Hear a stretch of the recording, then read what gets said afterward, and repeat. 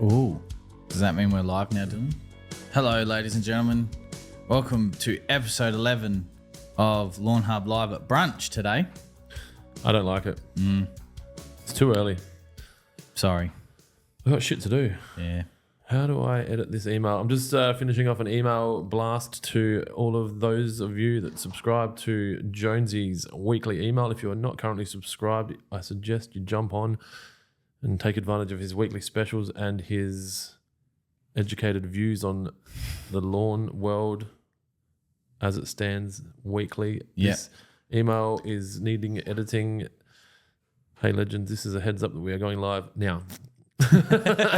Right now. So if you want to see behind the scenes, yesterday Kira drafted me an email so that I could send it out. I chose to do my life after work life. Went to kids basketball, went out for dinner and didn't do this. This is a heads up that we are now live. So I'm just sending out an email. We probably should mention, talk about your bubbles, your bubbly mouth water there. Oh, yes, we have Captain Kurt Springwater as our sponsor. Again, thank you, Captain Kurt. It's actually quite nice. I know Clint pays me out about it because I live in Gawler and, it's a bit bougie and, it's a bit spicy with the bubbles, but it's actually really nice. And we'll do the crack. Oh, that's a good crack, Dylan. What are we giving away today? Spray packs? No, yeah. Spray packs?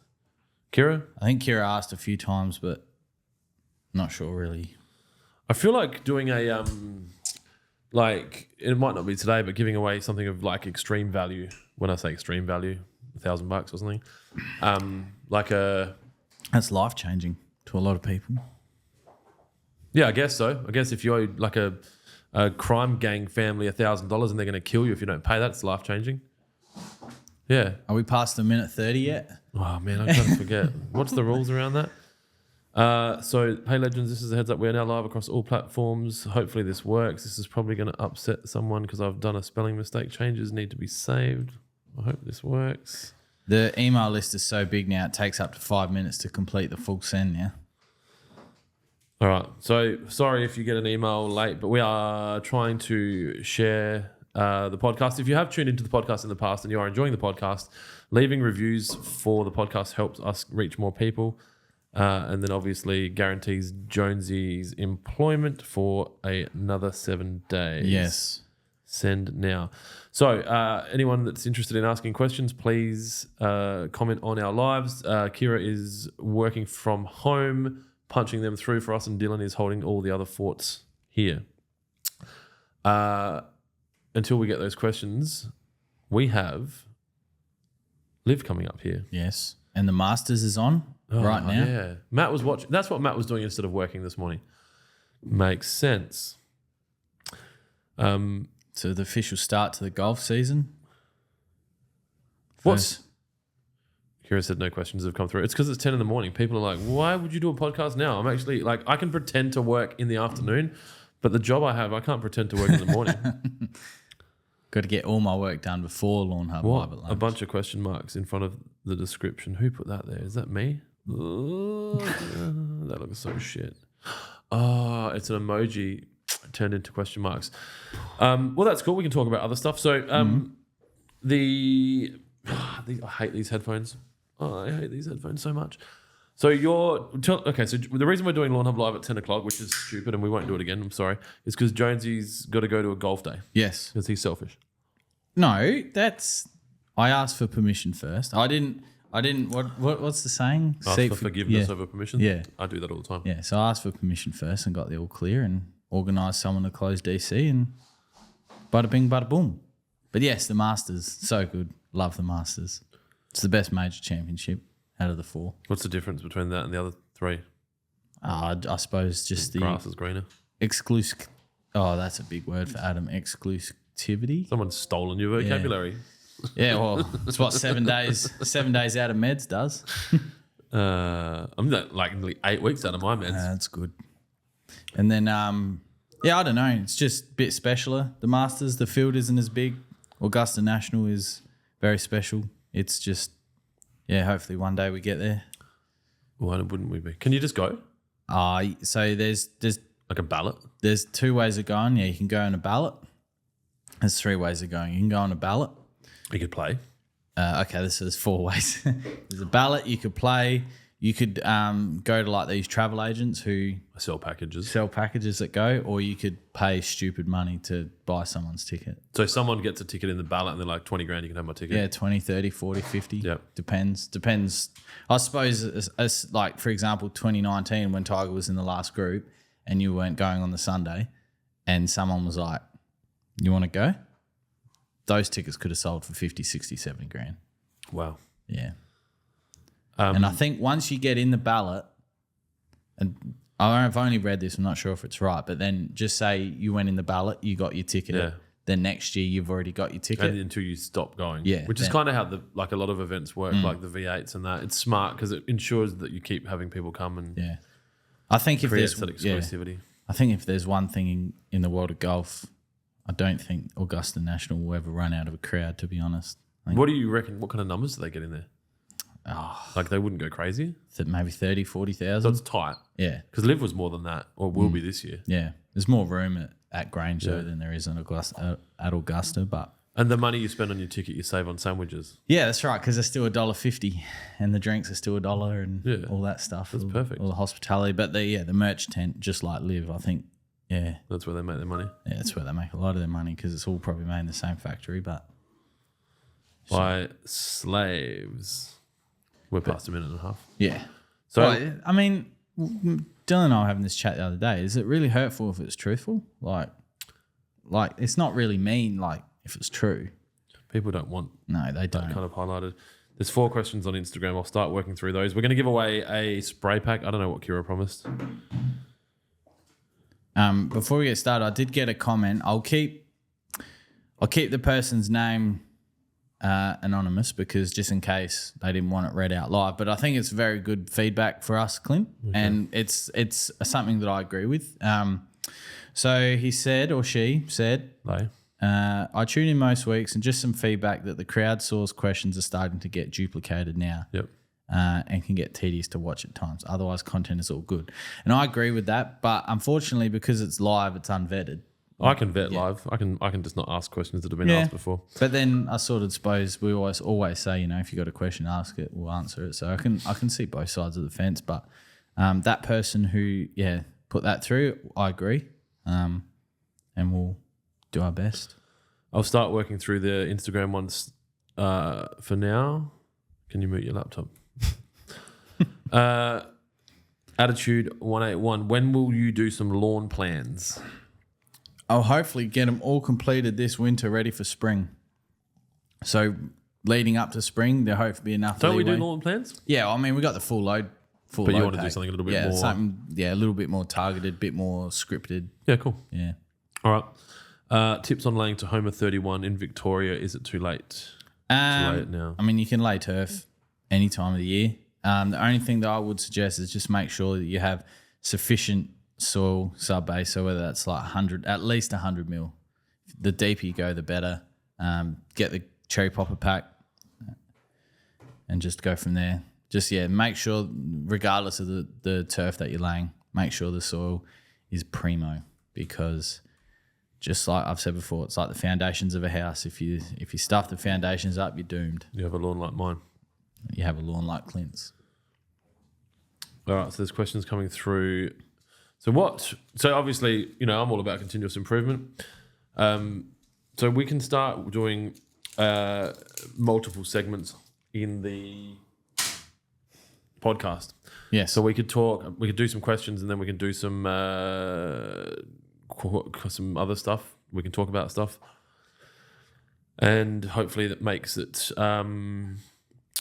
less tedious for those of you that have been tuning in from the start. In saying that, as I mentioned last week, we will just read a line that said Jonesy's load.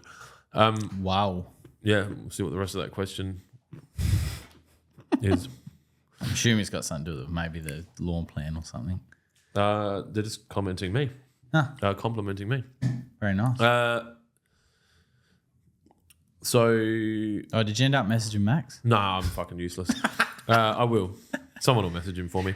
I'll get to it. Dude, this is one of my, my management techniques or my leadership techniques is all of these things are all stewing around in pots in my head, and then something will happen and like I'll just bump into him or whatever, and just be like, oh, hey, well, I got you. Yeah.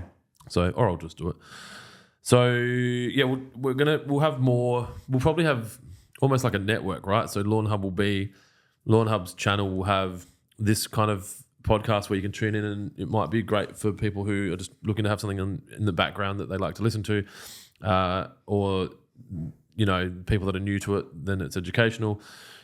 This podcast also gets harvested to make clips that we can use on social media to be able to educate people based on answers to questions. But then if we've got more, I think rather than potentially stopping this content, we might be better off continuing this platform and starting new content, especially considering we're only 11 episodes in. But also we'll just be conscious of making sure that it's not too repetitive, and maybe we'll speed over those questions. And it might even be worth us having a page on Lawnhub's website of frequently asked questions and have them answered in like video form. Yeah. And you can almost search that up so that we kind of cover it off. But I'll try to do a better job of vetting them. Right. Jordan Winks, recommended lawn care products over winter, and how often should I be applying these products? Liquids. So the Ultimate Spray Pack comes with an application calendar. I'd be following that. That's probably something that I'm going to be following this winter. I want to get back in. I know, and I say this to customers in the shop, but I know I work here. But yeah, my lawn game back end of this season's been deplorable.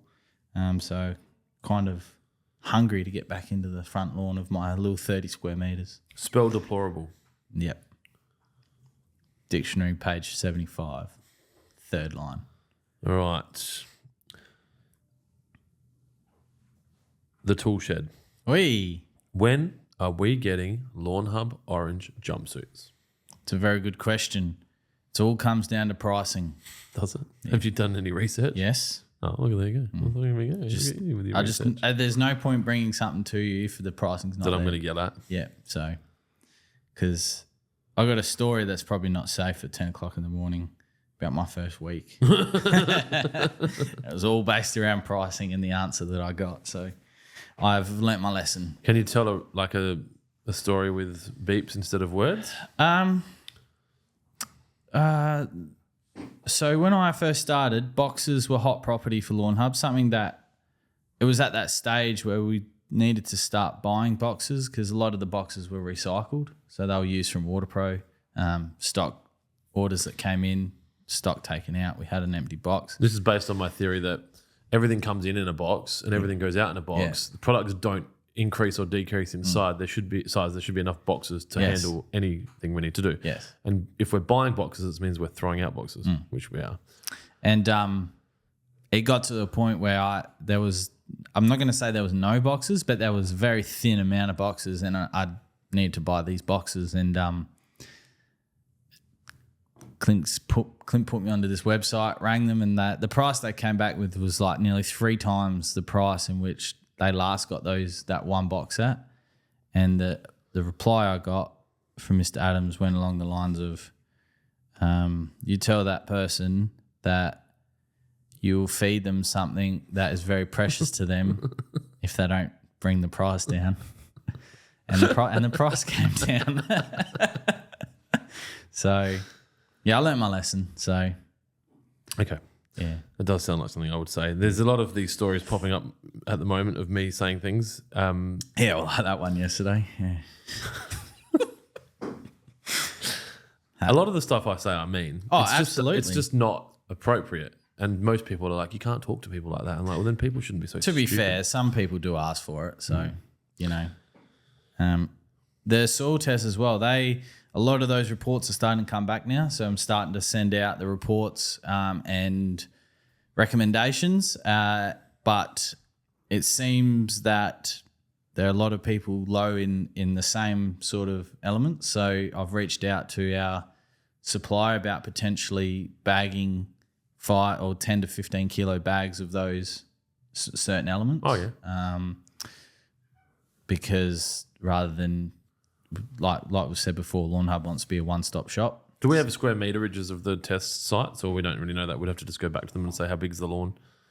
Well, the application rate of the said element doesn't change. It just depends, like if it's extreme. That's what I'm getting at. Like if it's relatively, and you're just looking to increase it slightly, say sulfate of potash might be 1 kilo per 100 squares. But that's what I mean. Yeah. So do we sell 1 kilo or do we sell 5?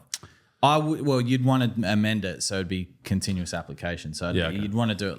So that's fine. Yeah, but like 10 kilos of that would cost nothing. Okay. Yeah, it's not a blend like a blended fertilizer. So, but yeah, I'm still working out the pricing's not the issue. It's just going to be the packaging in which and how we do that. And shipping. We saw a question come through in our group in a private chat, or the thing about the instructions. Was that just the customer not being able to find the instructions on how to do a soil test, or was it?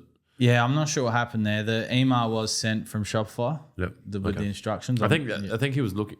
I think in the end he found that he was looking for an email from me instead of from you potentially. Okay. Anyway, all right, cool.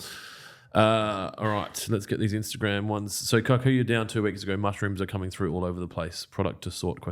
That's good. That's really good, especially 2 weeks. Your soil must be really good. So if it's just mushrooms, as in like we're not talking like big rings of mushrooms and they're just sporadic all around the place, that's just organic matter breaking down in the soil. Means you have a really healthy soil profile. The only product that I'd probably recommend to get rid of it is just clipping them off with the mower. Yep. Hayden Tinney, anyone battled fairy ring? Tried everything and I can't shake it. Ideas ? Fairy ring is a soil-borne disease, and it's very difficult to get rid of. We've spoken about it before. Hoffy at Adelaide Oval had it on his Adelaide Oval number 2 cricket square for what he say 6 or 7 years. I think he said he had it for. There is a product that we sell called Impala that is registered to treat fairy ring. All I can say is just make sure you read the product label, because it's not going to be a 1 application. It's probably not going to be 2 applications. It's going to be 3 or 4, and it's going to be in a certain period of time that you need to get on top of it. But yeah, it's a soil-borne disease, and cricket squares get it a lot. Putting greens, bowling greens, shortcut fairways. It's just, try not to, if it's in your front lawn, and I know this isn't feasible for a lot of us, but if it's in the front lawn and not the back lawn, don't use the same mower on the back lawn until the front lawn's under control. I understand that's probably not achievable for a lot of people, but very difficult to get rid of fairy ring.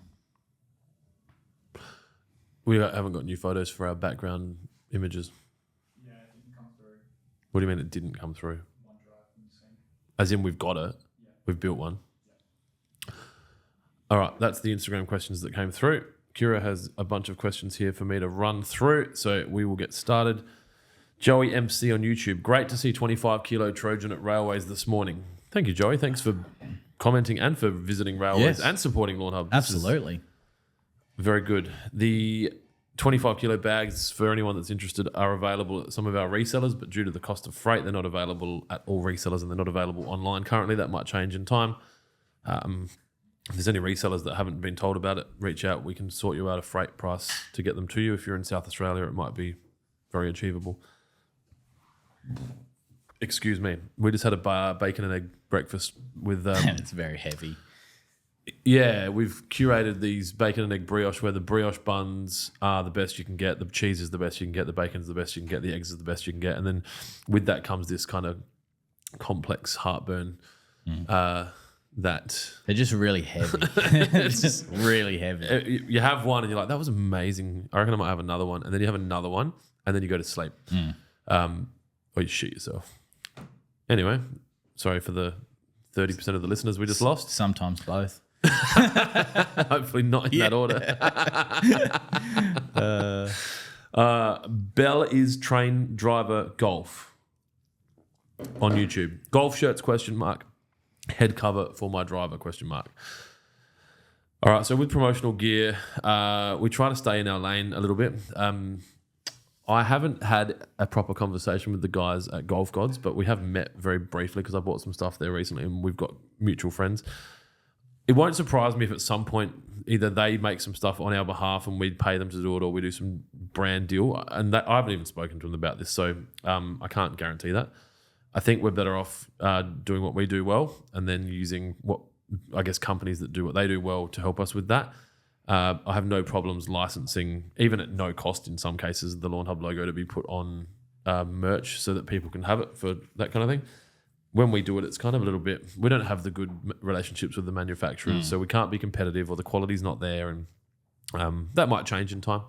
But there's nothing available at the moment, and I get the golf shirts because we've got Live obviously in 2 weeks, and I've been even thinking about making sure I've got a shirt for the Live with a lawn. I was thinking about going at some like ridiculous fluoro orange shirts with Lawnhub on them, or even wearing these to Live, because we'll be in a section on the 12th that'll probably be on TV, computer screens, phone screens. Yeah, so it might be worth it, but we don't have anything yet. Sorry. Yeah, and like Clint said, if like when I hear the word golf shirt, there's only one brand in my mind that comes to, and that's the FootJoy shirt, and they're not cheap. And if we were to do a run of them, we just wouldn't get the same buying power that say someone that does what they do well. No, what we would do is we'd go find the FootJoy factory in China and get them to make it for us. Joyfoot. All right, long one here. Oh, I got to think. That's not their name. Nathan Bryce Tasker on Facebook. Which granular products?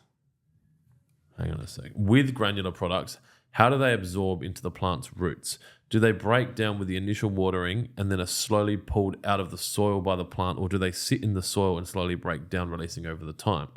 There's more additional information. I'm brand new to lawn care, and I've recently done a coring using an impact drill and a 20mm bit. Dethatching overseed kikuyu perennial rye blend, a 10mm thick top dressing, and I've used a liquid fertilizer, but would like to move up to granulated. I wouldn't necessarily say that's up, but move up to granulated as I don't have a sprayer yet.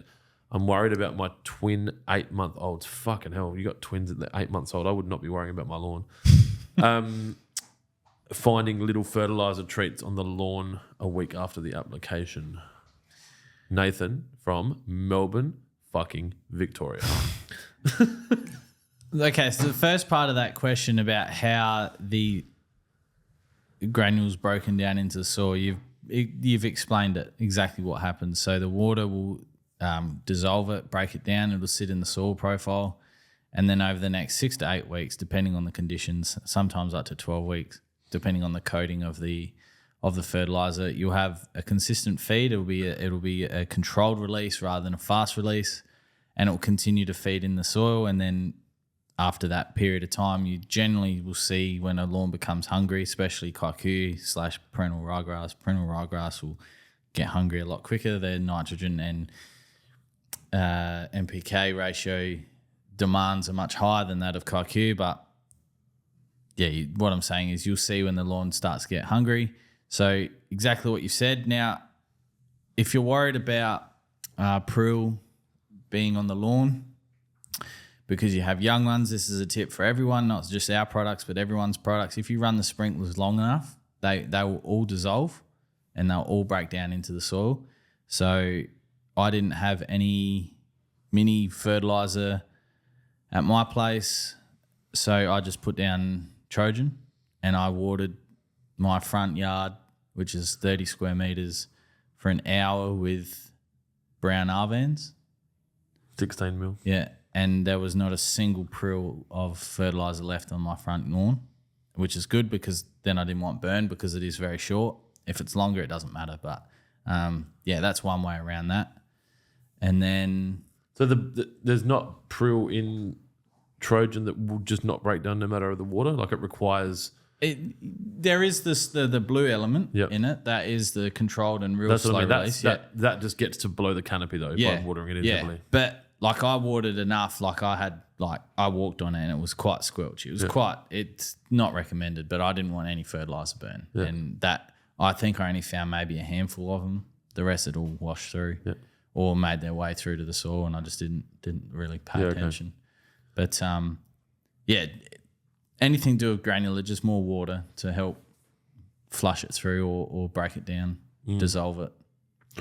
Yeah, I'm thinking if you do what Jonesy just said and you can't find any fertilizer, it's unlikely that your children will be able to, especially at 8 months. I mean, I don't know if they're crawling. I guess they're crawling. But if you are concerned, stick with liquids and, you know, get a sprayer and just make sure that you're following the instructions about re-entry into those areas.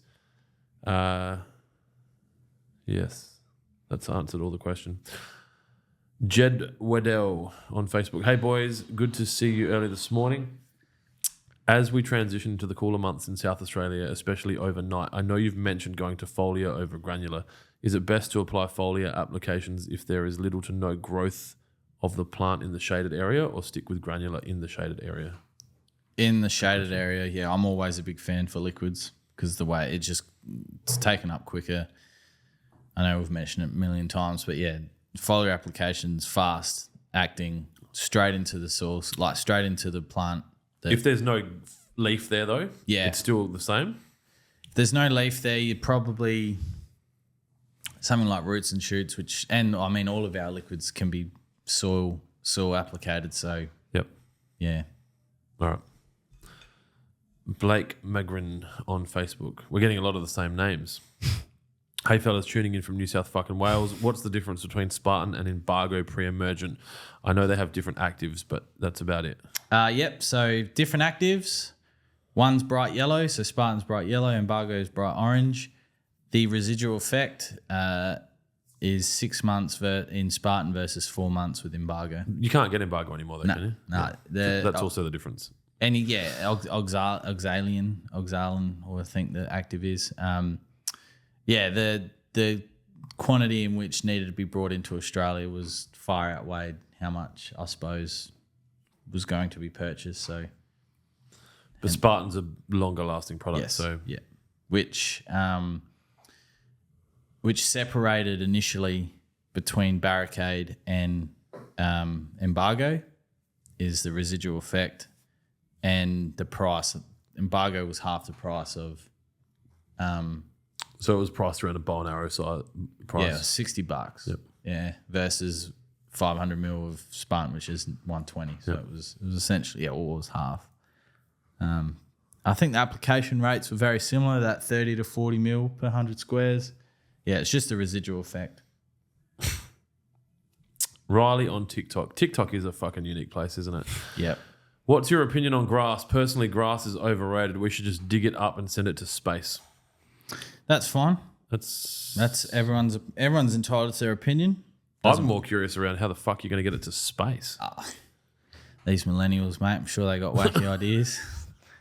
Look, grass for me. We've got like 3 followers on TikTok and you just lost a third of them. That's right. We've got heaps of followers on TikTok, don't we, Dylan? Yeah. Look, grass for me is a place in which people can come together, whether that's a sporting club, families, an area for people to enjoy and have fun. I understand that grass not for everyone, but neither's a daisy garden that covers over 100 squares. That's not me. I'd prefer to have 90 squares of grass and then a garden bed around the outside. That's just me. Some people prefer to have blue hair and concrete lawns, and that's that's fine. JT on Facebook, you're far too humble, Clint. How about naming some products after you and your staff? Coming into spring, you could launch Clint Stimulation and Jonesy's Load. Well, we could. I don't want to comment too much on that, but let's just say that might not be so far off the grasp of reality. I have nothing. Shane O'Lee on Facebook. I won my second spray pack last week. Oh, that's not fair. Someone's worked out how to hack my brain algorithm because I didn't know that. I try not to do that. I won my second spray pack last week and thought it would be fair to let someone who hasn't won yet have a go. Maybe if people win multiple times, just give them a discount code to purchase some more stuff. Cheers, Shane. You happily took your fucking second spray pack, didn't you? You didn't say, don't worry about it, man. Give it to someone else. I agree. That's very noble of you. You could also give your second spray pack to someone and highlight the advantages of Lawnhub products for them, but whatever, keep it, spray it. Yeah. And we sent it anyway? Yeah, I think we'd had already sent it. And So he didn't win his second one last week. He got his second one maybe. All right, cool. Thank you, Shano. Thanks for tuning in as well. Connor on YouTube. Hey, guys, wife stepped in bindies yesterday and wants them gone. Got NSFW ready to spray and told her it will be effective at getting rid of them. Am I correct, or as usual, am I wrong? Correct. You are correct. Read in the voice of topless man in Billy Madison's tent. Goodness. Benjam on YouTube. What products should I use to repair Kikuyu patchy in shaded areas 50% of the time in Adelaide? It's tough. And Just get rid of it. yeah. Shut the house. Extend the garden bed out maybe. Introduce a shade-tolerant grass seed, but then it's not going to look the same. If you're fine with that, then, yeah, do that. Otherwise, yeah, re-turf it and just continuously apply liquids to make sure that it's still healthy in that. Or buy UV lights, which is getting a bit crazy. Yeah. Or just, yeah, extend. I'm close. You are very close. Although the last time we were at your place, the side of the house there was looking quite good. Yeah. I think the key to that one is don't drive excavators on it every 6 months. Yeah. But it came back pretty good, I thought.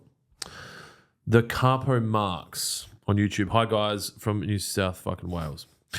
Last week, I just finished adding premature from my amateur pack and noticed there were some lawn grubs in my lawn. Is it okay to add insecticide before roots and shoots? Yeah, absolutely. Yeah, that is fine. No dramas there. I should stop eating, just in general. Maxi with a 3X's 74 on YouTube. Just received my amateur pack. Should I mow before applying wet and Spartan? You can, yeah, if you want. That's fine. As long as you order it in. Dylan Keen on YouTube. Hey guys, I laid some wintergreen cooch about 3 weeks ago. When is the right time to start fertilizing? I have Trojan and roots and shoots. Now. Trojan's all right for a new wintergreen? Yeah, it is. It doesn't have the phosphorus in it that something like Got Laid will, but if it's what you've got, it's better than, nothing. And so do the Trojan now, depending, as it gets cooler, maybe. Roots and shoots.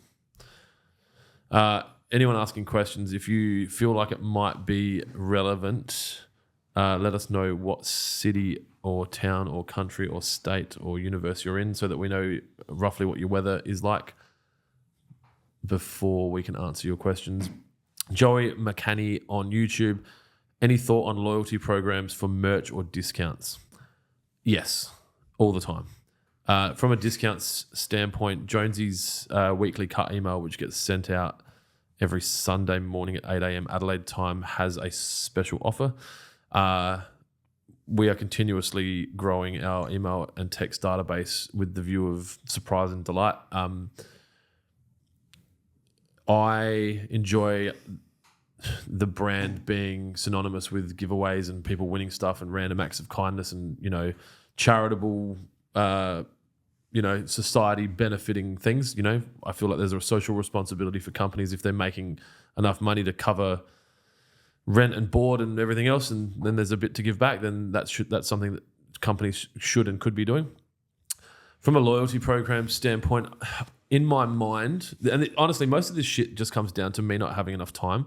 In my mind, I have a NFT connected lawn care subscription model that hasn't been rolled out for a couple of reasons. The crypto market's not where it should be, and when I came up with the idea, we're in quite a strong market, but also there's a lot of software development that would have to happen in the background, unless there's Shopify plugins that manage it, which I don't believe there would be that would manage what I want.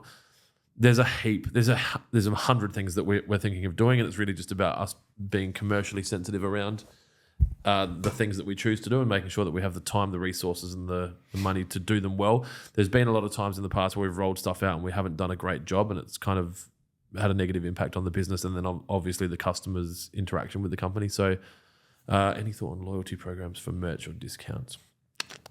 In addition to that, I'm thinking we might start during this podcast having a special product or a special code set up. Did you see the new photo? There was a name on there then? A special product or a code set up. So if you say buy something during this podcast, you go into the draw to win something and, you know, that kind of thing. But like I said, it just really comes down to time. If you've got a background in that or any wicked ideas, I am all ears. Here's the updated version. Brenton Ellis. Is that Brenton's lawn? Mm-hmm. Brenton's finally getting his flowers. Murray's finally getting his flowers. DIY roller. Love it. Getting it done. Matt Curtiskin on YouTube. Can you put premature down in winter or best to stick with 3-way liquid? Thanks. I mean, depending on where you are, like if you're in Queensland, Western Australia, North Queensland, those areas, you can apply granular all year round. But if you're starting to get some cool temperatures or you don't see temperatures, say, over the mid-teens consistently, then liquids. Oh, I love this one. Nat Extreme, winner of the 414. I emailed Adam last Friday and never heard back. Huh? Written warning. Nat, he's going to look at this now. He does have me as a boss, which can be quite challenging at times, which might impact his ability to do all of his tasks, but he's generally pretty good with that kind of thing. So he's going to have a look now, and hopefully your email was not caught by our spam filter, which would rival most governments' spam filters.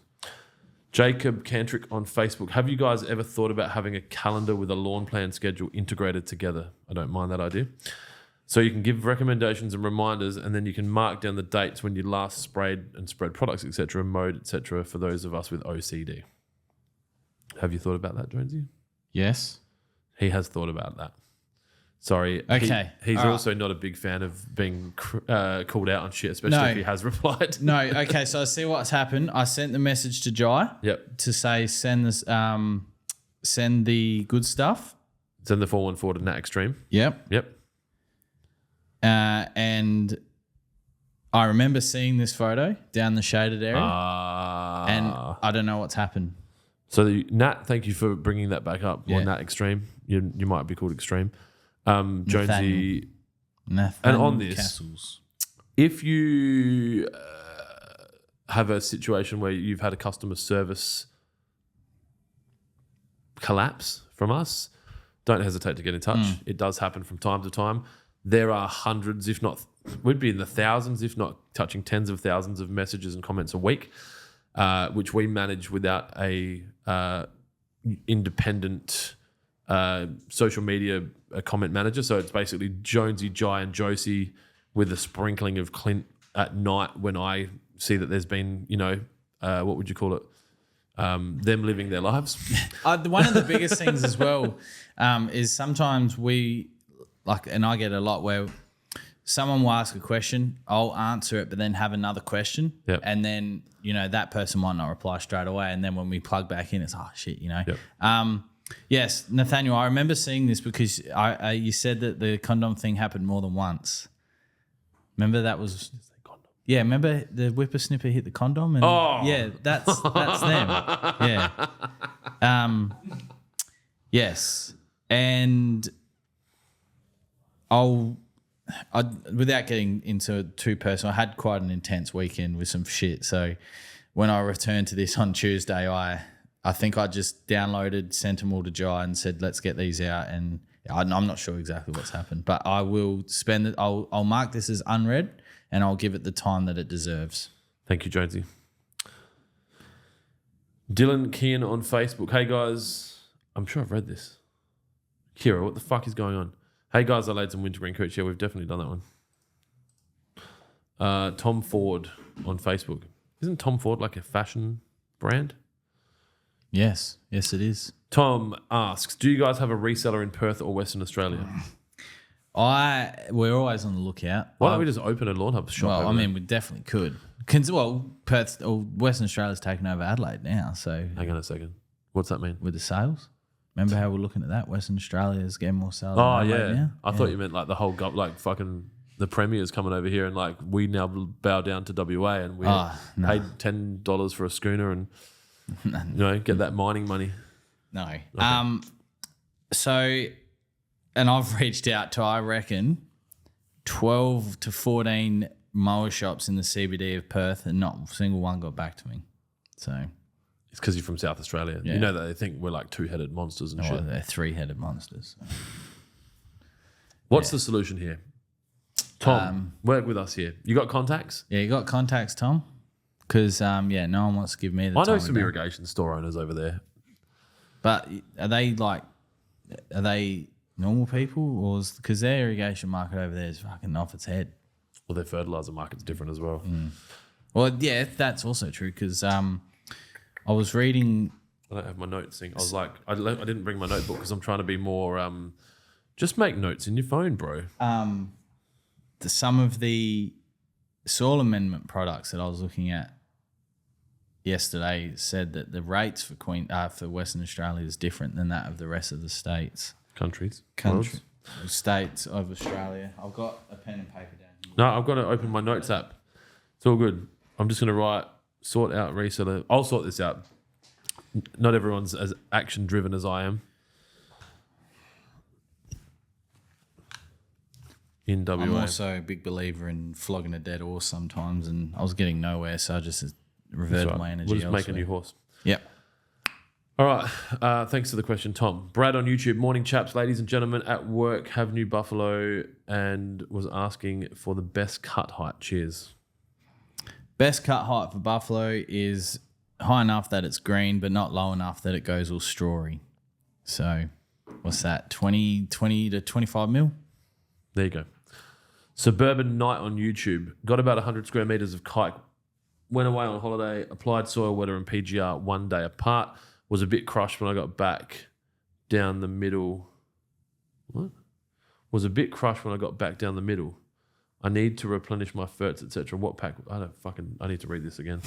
Suburban Night. Got about 100 squares of kike. Went away on holiday, in brackets. Applied soil wetter and PGR, comma, 1 day apart, close bracket.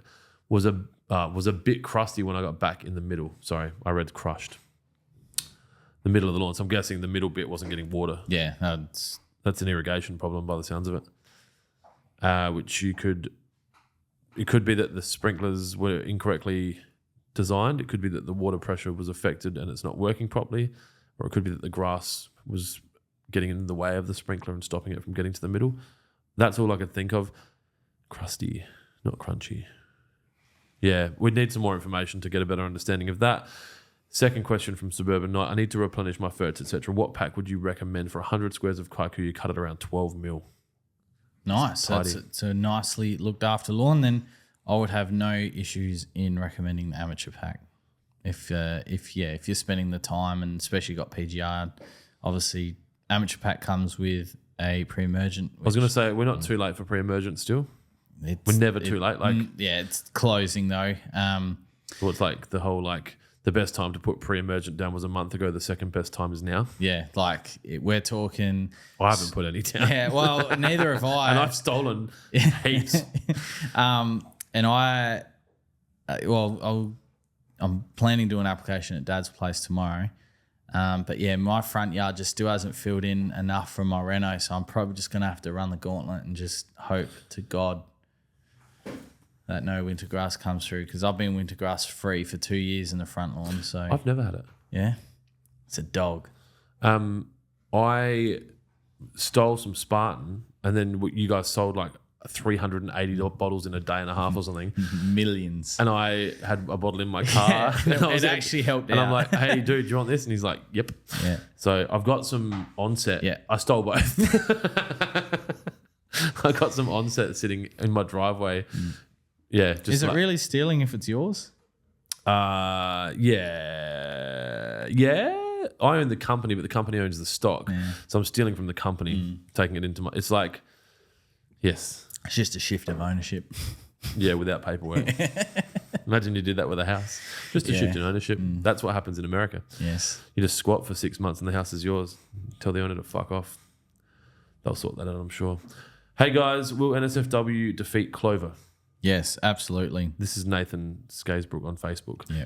Plus, would it be worth making the podcast fortnightly and filling in the gaps with something else like mower and tools maintenance?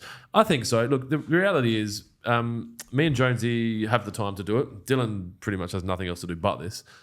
And so we could still do this. We could probably shorten this to an hour and do an hour once a week and then do something else. I'm thinking radio-esque where you have different segments and we just do a half an hour of questions and then we might have a guest speaker and then we might talk about whatever's going on in the world. I think that might be a bit more interesting. It's something we'll talk about. And it's only episode 11, so we're still learning. Like, I've never done podcasts for my life, so. Send us your feedback. So that's what they're doing. Dylan said, send us your feedback. Don't email feedback at Dylan because that's not a thing. Adam@lawnhub.com.au. Especially if you want to say bad things about me because I'm very sensitive. Nat Extreme on YouTube. Any experience with the corded draper scarifier? Draper? The corded draper. I'm a massive tight ass and looking at getting a scarifier. The corded draper? Yeah. Is that a brand that's been I think so. typed? I think it might be an Amazon brand or something. There's a channel on YouTube called How To with Doc, and he's got a corded scarifier. It's a Total Tools thing. Yeah, he calls it a scarifier because he's from Georgia. $249 from Total Tools. That's pretty good. I suppose the only thing is corded, so you got to make sure you don't run over the cord. But what I was getting to, he's got the Sunjay corded. Have you got it on your screen? I want to have a look at it. See if it's the same one. Yeah, that's the same one. So this is a guy, and the reason why I say him, so Doc's got, I think, off the top of my head, maybe 250,000 subscribers, and he is from America, and The United States of America. he has, I don't know, maybe 5 or 6 cylinder moles and a coring machine. Like, he's got everything. And what I'm trying to say is he doesn't have a budget on things, but he still uses that corded scarifier. Yeah. Because Scarifier. he rates it. So I think, yeah. So the answer to the question is that guy rates it. And if it's good enough for him, then I think it's going to be good enough for anyone. And he actually's got some really good videos. I do like watching Doc. Shane O'Lee replying to his question about his second spray pack. No, it didn't get sent. I emailed stating the same as my comment. Looks like Adam didn't see my email either. Fucking hell. Maybe I sent it to Jai.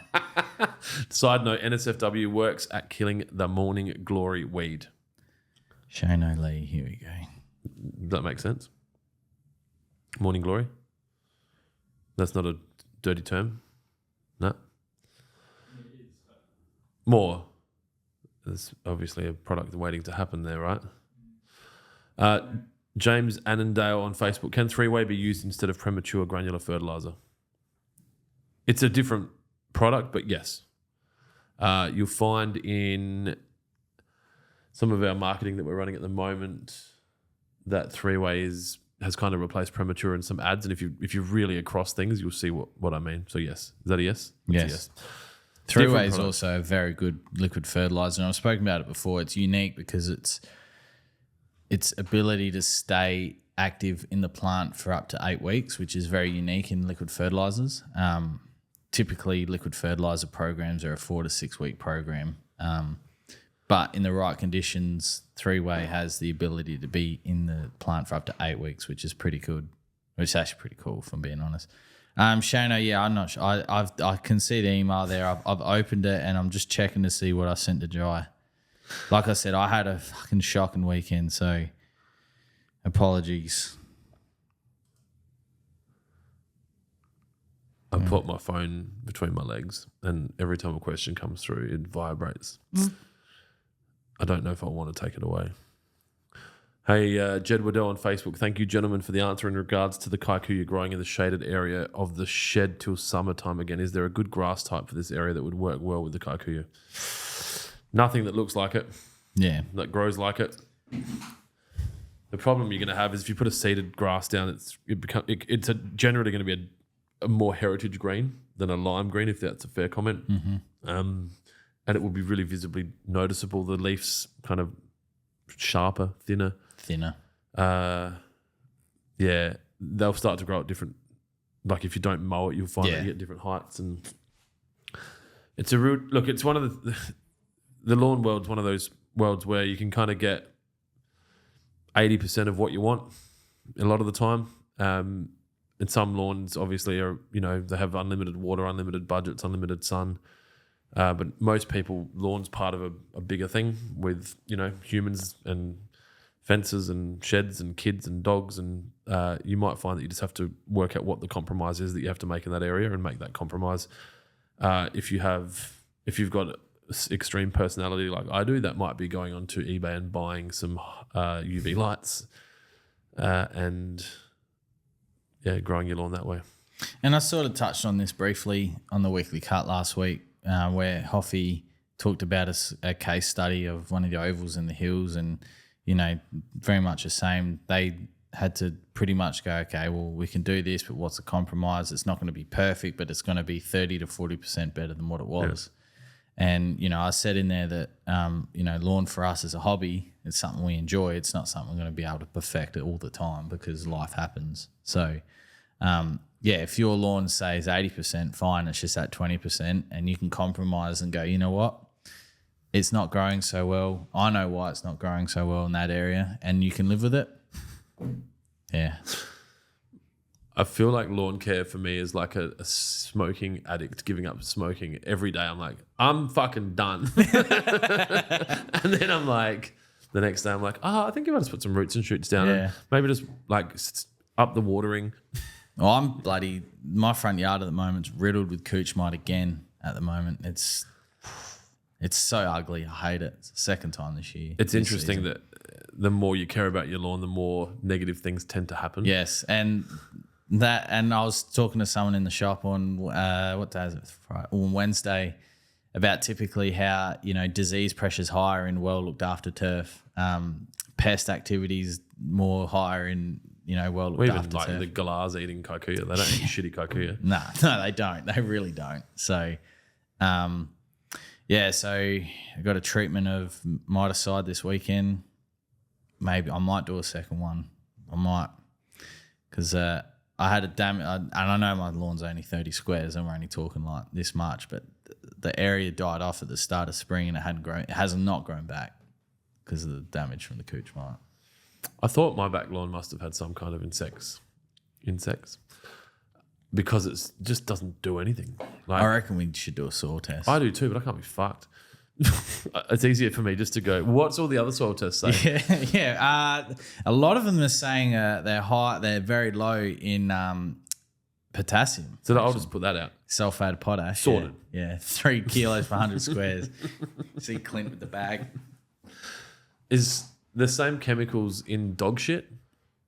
Because the parts where he's going to the toilet, how I've got that top area, it's generally pretty healthy, and then the corner down the bottom's healthy, and then the other bit near the pool's healthy, and then in the middle it's not. It's like, where is this coming from? Well, that could have come from that organic soil that you had whenever it was trying to top it up the edges to get the irrigation in. Yeah. Could just be that's just better soil. That's just where the better soil Who would have thought, hey? I wish you would tell people that was important. Yeah. Only literally every day. Bailey Dalby on Facebook. Hey, could I use only NSFW to... Hey, fucking hell, Clint. We shouldn't do these in the morning, man. Hey, could I use only NSFW to get rid of bindies from Wagga, New South Wales? Yeah. Yes. Mm-hmm. You don't need a second product. David Williams on Facebook. Hi, fellas, from Northwest Tassie. Oh, Tassie. I've just recently gotten myself a Rover 45 to mow my kike. However, it seems to struggle a lot in winter here in the shady areas. Wondering if it would be worth changing turf to 4 turf double tetraploid ryegrass. Does that mean anything to you? It does. And just a cultivar of ryegrass. Or possibly a ryegrass blend. Okay. Why is everyone so right? Look at the fescues, man. Yeah. Okay. Now. Hang on. Okay. Hang on. This comment gets me excited. Would it be better turf variety for cold weather? Happy to water and mow frequently. Cheers for your help, fellas. All right. What I would do is you have an awesome base of kikuyu already. Oxymoron. If I'm being an awesome kikuyu. Yeah. If I'm being honest, I'd keep that platform. I would scarify in multiple directions, and I'd oversow with a premium ryegrass or a fescue. Our ryegrass, as I said previously, is 3 very high quality cultivars. which I've said before has been used to oversow Adelaide Oval. So I would use something like the Lawnhub seed to oversow that area. The beautiful thing about ryegrass, especially during the cooler months and being in Tasmania, is every time you mow, it's going to tiller, it's going to get thicker, it's going to get... Oh, that gets me excited. Because I want to do a rye overseed at Dad's place, but I don't know if I have the time to be able to go and look after it. Why can't he look after it? He's got nothing else to do. True. He can't get he doesn't know how to use the Scotty. I've showed him, but he doesn't want to break it. Okay.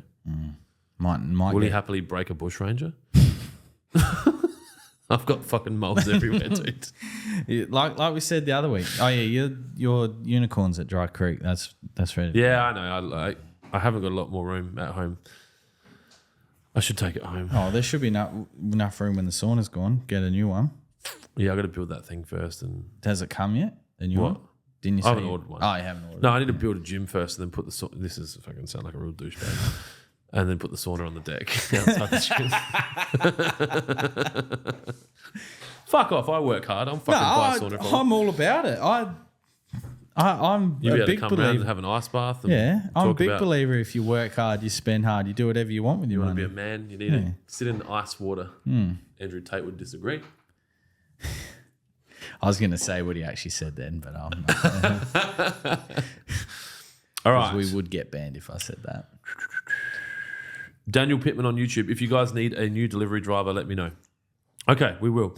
Daniel, the Lawnhub business doesn't really use a delivery driver because we use external couriers because most of the packages are done like ad hoc to homes all around the country. But I expect Lawnhub will be hiring between 10 and 30 people in the next 12 to 18 months. So we'll always advertise that on our socials. And if you're genuinely interested in coming and working here and maybe helping Jonesy not miss emails or doing delivery driver work or manufacturing or packaging, then by all means apply when those jobs come up. It's unlikely there's going to be anything until August or September, obviously, because we are now in the season of stability and calm before we go into the season of crazy. I'm actually very disappointed with my email effort. That's one thing that I pride myself on, getting back to people. It's the only thing.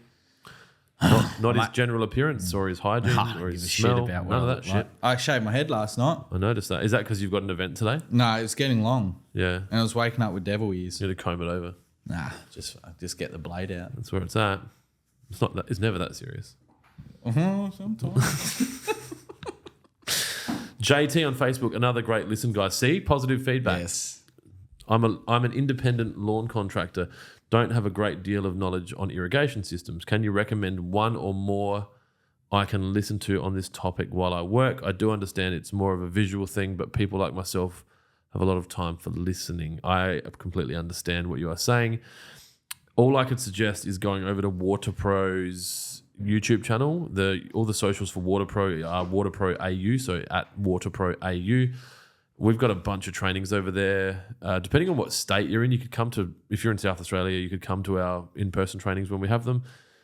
If you're in another state, I would be able to point you in the direction of the least cockhead irrigation shops. I know most of the good ones. So, yeah, the good ones do trainings. So it might be, I know you said you're busy, but it might be worth you taking an hour or two out of your day, especially in winter and especially maybe at night, and going to one of those training sessions. But all of our trainings that we do on irrigation for basics and advanced are all filmed and they are put on our YouTube channel. So yeah, hopefully that helps. There's not really an irrigation podcast, and I don't know that there would be too many people that would listen to it if I talked about irrigation for an hour. Probably a week. not, but I suppose, and I can only just speak about the quality of the ovals when I was playing cricket, but the quality of the ovals around the CBD now versus 12 years ago, irrigation is just the use of irrigation, the time spent putting a quality system together rather than, she'll be right, we'll just put 360s everywhere. I think it excites me. There's a plan. Again, we talked earlier about the amount of things that are in my head. I'm also looking to build out an irrigation training course here that I'll film with this background.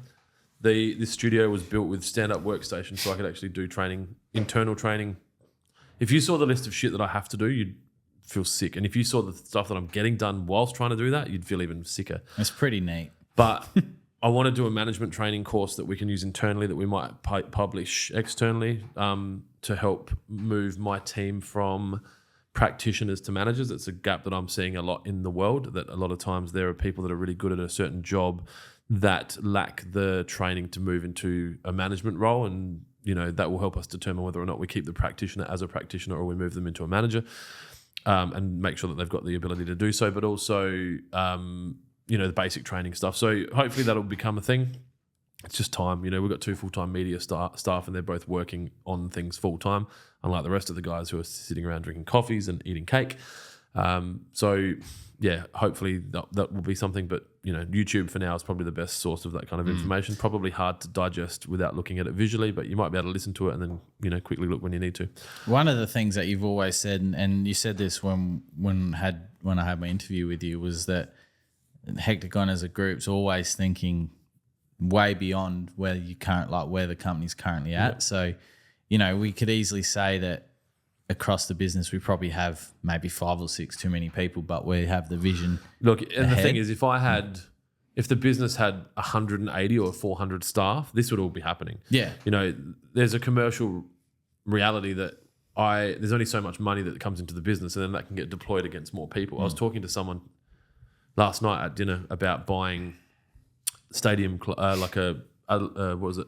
The entertainment centre put together a proposal for me to have a 18-person corporate box for a year, which is about $96,000 plus GST plus food and beverage, which probably could push it to $200,000. I'm like, do you know what kind of quality humans that you could add to your business for $200,000 a year?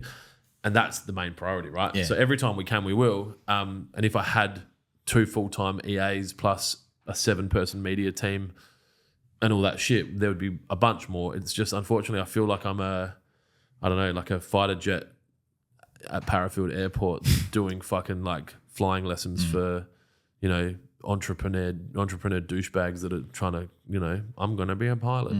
But, so that's there's people that would spend that. Douchebag. Yeah, there is people that would spend that $200,000 and not reinvest in their staff. Yeah. And to be honest, other than your customers, your staff are your most important asset. More important to me than the customers, to be honest. So I think without good quality staff, the customers kind of will see that. So, we've done that by firing customers plenty of times. Shown that absolutely, yeah.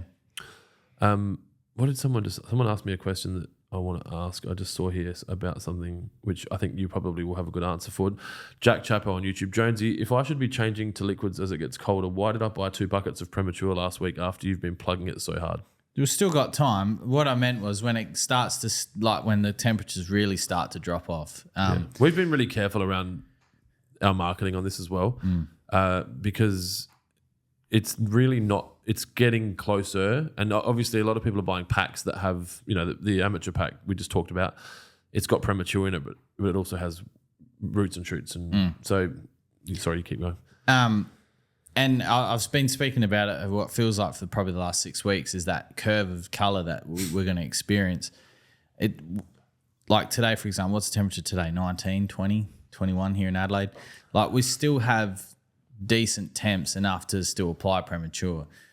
When people start using the W word, winter, the use of granular fertilisers are decreased and the use of liquid fertilisers are then increased. So I might not have delivered that in the way in which, the last few questions have come about. But yeah, once we start to really see the cold weather kick in, that's when you make the transition into liquids. But right now we've still got probably an SA, probably at least another 2 or 3 weeks.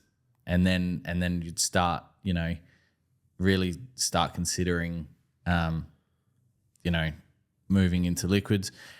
The Victorian climate, probably a week or two. Tasmania is probably done. Tasmania, if you've got a cool season grass, your season's essentially just starting. So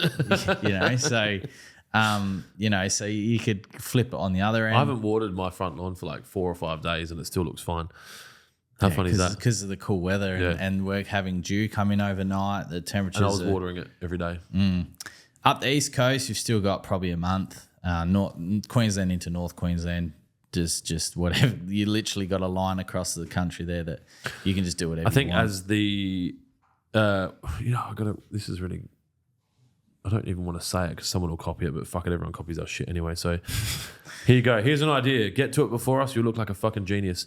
With your lawn plans, it would be cool to be able to almost have a seasonality that's temperature driven connected to the side of it, and have like a Melbourne or a New South Wales or Victoria, or even just belts across Australia and go, this is the lawn plan for that state with this type of turf.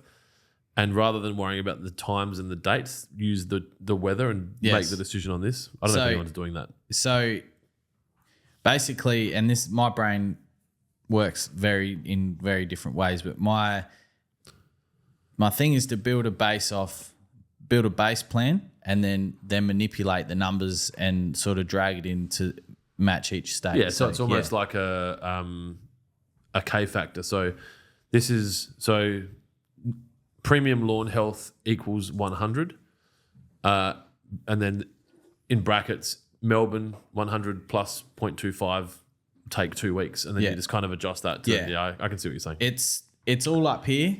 Yeah, it's something that I really have tried, and since working at Lawnhub, Hectagon in general, my use of Excel has come leaps and bounds, and that's probably something that I'll start to formulate those numbers and then express it over to a PDF, and then you'll be able to then go, okay, there'll be a live PDF that you can click what state you're in, and then essentially all that information will change, and that's the vision. I've had chats with Kira, and she believes that she'll be able to communicate your digital information. Yeah, something visually. Duffy was really good at. I'd say something and he'd be able to replicate. Dylan's pretty good at it, to be honest.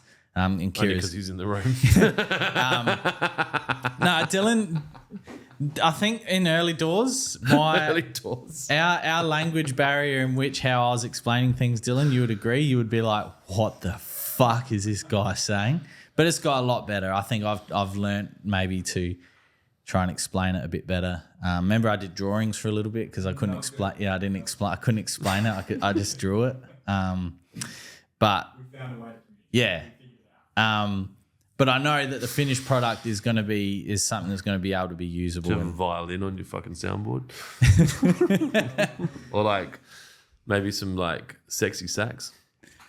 All I can think of is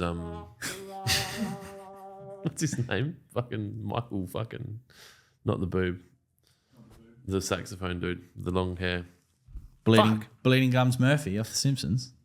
He plays the saxophone. Crickets. Yeah, Dylan's a little bit busy doing whatever the fuck he's doing. There's no sound. I need the soundboard over here. Adam Mudge on Facebook. I'll work for Lawnhub. You do work for Lawnhub. Yeah, you do.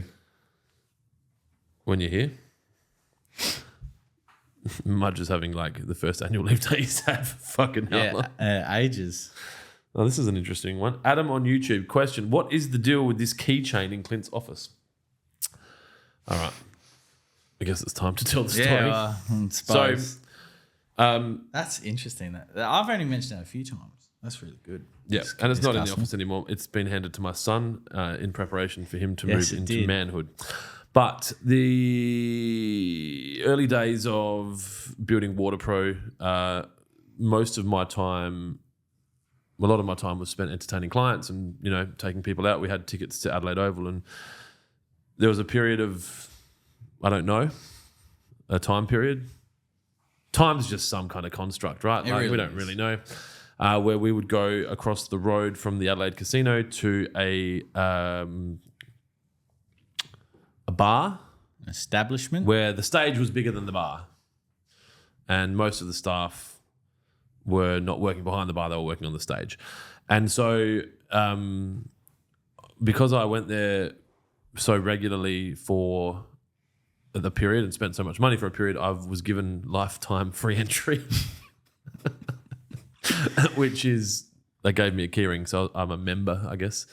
And so, yeah, they were kind enough to give me that keyring, and it still works. So I've been told by my 11-year-old son. No, Yeah, he's a smart lad. I wouldn't. the put it- keyring still gives free entry to this establishment. I don't go there, but I know people that do. The establishment is called The Firm. All right, so that's where the keyring came from. Jonesy sometimes asks if he can borrow it. Oh, I'm sleeping out in the lounge tonight. Fuck that. Be a man. Make her sleep on the lounge. Yeah. All right. You're on the lounge. Clayton Ashby on YouTube. Best advice to repair partially ruined lawn from a dog in Victoria. Hang on a sec. I got another question down here from... They're answering their own questions. Where is it? Bearded Sith. Hey, Bearded Sith. He sent me an email. Hopefully First I time. replied to it. First time using Roots and Shoots 2 weeks ago, and it's a fucking horn.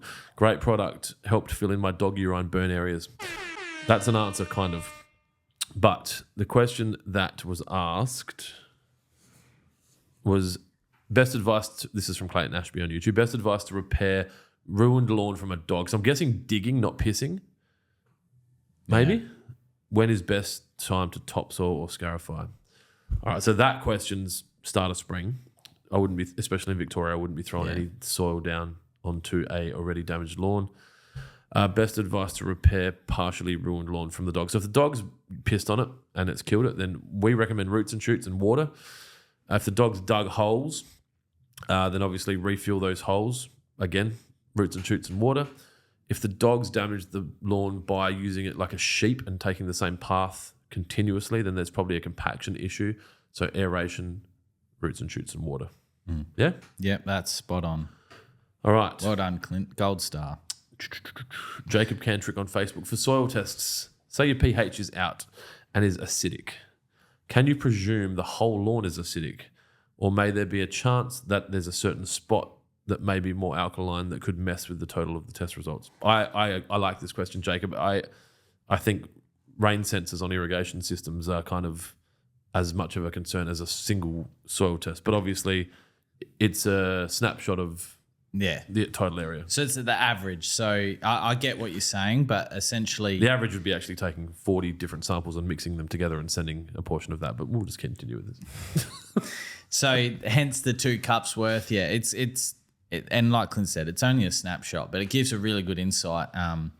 But to answer your question, the first part, if your pH is low, and is it safe to assume that the rest of the lawn is acidic? Not necessarily. I had a soil test come through yesterday. Had a look at it. Some of his elements were out, which by actually introducing some of those elements would then essentially bring the pH down, but then you combat it with another element that he was low with, so it'd raise the pH. So not always is what I'm trying to say. I understand what you're saying, but it all just depends on the elements in which that your lawn is lacking in or high in.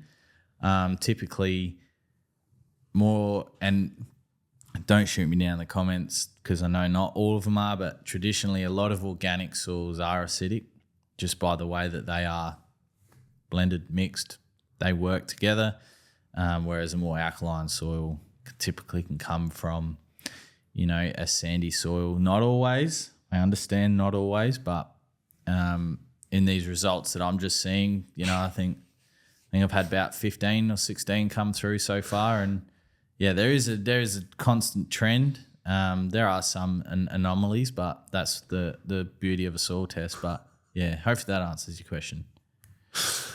Oh, these are good. So we're starting to step out of lawn-based questions. That's all right. This is good. So Brendan Dove on Facebook, pile on Adam. He did not reply to mine either. Fuck. Nathan Skatesbrook on Facebook. I'll move to Adelaide for a job and a hat. Daniel Pittman on YouTube. Hey Adam, how long do you think the Gawler Glider Club runway is? Maybe we could use that for the long drive. Hey, that's a good idea. That's literally across the road from where Mum and Dad live. That's actually a good idea. I didn't think of that. It's not grass runway. It's not grass, no, but there's there's big open space there. I would suggest it'd be well over 500 meters. I would have thought. Makes sense. You need to take a plane off and shit. Yeah. So based on that logic, wouldn't it be more central to just use Adelaide Airport? Oh, as if we're going to get on Adelaide Airport. Could you imagine rocking up to the Adelaide Airport and going, Just like, I'd like to speak to the manager. yeah, I want to speak to the manager about putting a driving range in the middle of the runway, please. We just need What ballpark figure would it cost for you to close for like 6 or 8 hours on like a Saturday?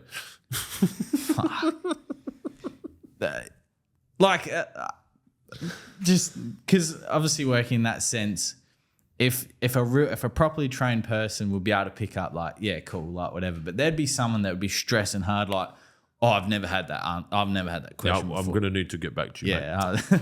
Yeah.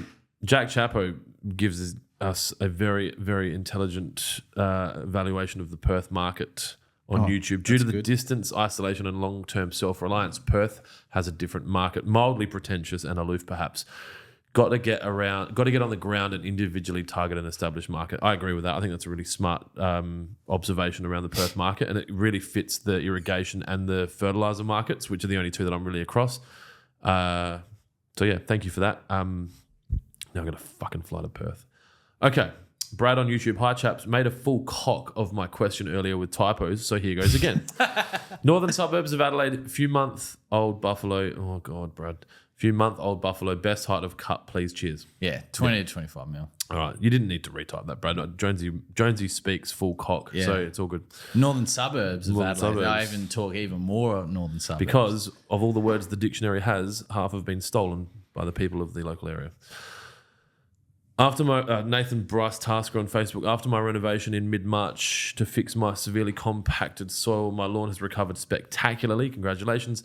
I've noticed that the roots are having trouble penetrating and have a shallow root system. What's the best way to get nice and deep when I root? At this time of year, solid tining rather than hollow tining, which brings the core out. Just punch holes, solid holes into the ground. Which what gives them a space for the root to grow into. And oxygen, yeah. It allows oxygen, nutrients, water, all the same stuff that coring does. Doesn't relieve compaction as well as a solid hollow core. But the beauty of solid tining is it's very, like, the damage is very little compared to a hollow tining. Typically after a few days, you'll see results, and like I said, it just falls back down to the damage. The damage versus the benefit of, say, hollow coring, like the damage is severe, but the benefits are also very, very, very good. Solid tining, whilst it doesn't help relieve compaction, but because it will help in a sense, but it's not going to do as good a job as hollow tining, you're still going to get what you need, and that's oxygen into the roots and able for the roots to then start getting thicker, lusher, and all the good stuff. Sebastian Donegan on Facebook, wondering what sets your products aside from the Bunnings stuff. So, Service. Look, I guess there's the non-product related answers. Like Lawnhub is a South Australian family-owned business that, you know, I guess is ran differently. But from a product standpoint, a lot of the marketing that we do around, I'm going to be really careful how I answer this, or else I'll get another fucking letter. He's not joking either. You touched on it a few weeks ago. There's no magic product out there. No. And the difference between I was going to say, why don't you ask the people that are doing the Bunnings Lawn podcast at the moment? That's me being a dick.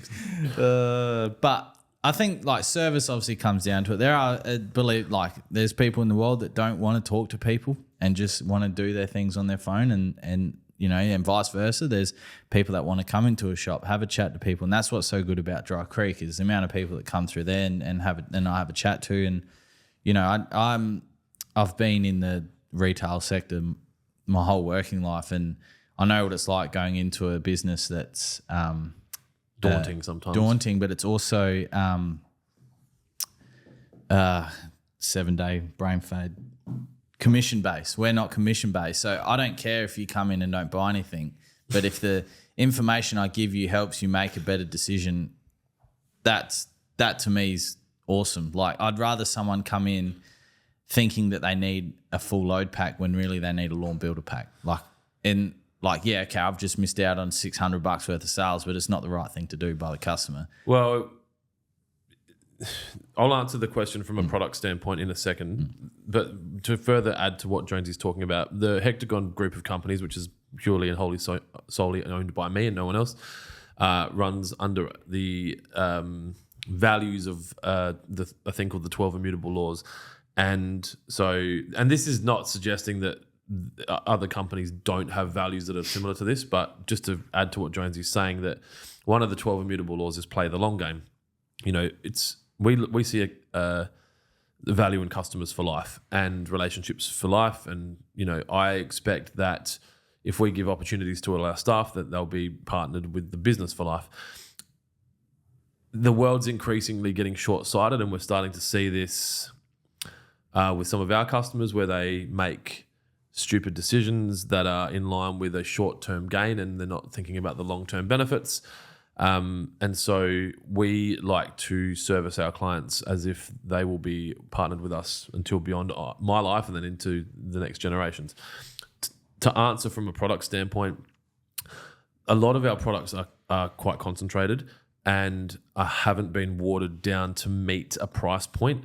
I'm not saying anyone else's do, because that could be suggested as slander or libel or whatever fucking words they want to put in their letters. But I think we've carved out a unique niche for high quality professional grade products packaged in home friendly sizes at concentrated levels. So you're getting 1,000 square meters in some cases in one bottle, delivered very well as possible using the couriers that are available in our country, with strong support both post and pre around application, how to use. My delivery didn't get here, we'll send it to you again for free. I've got a problem with this, we'll fix it. There's a very strong focus on customers for life and customer service, and I think you'll find that at other places. I think what we do is quite unique, and I hope that answers the question. Yeah,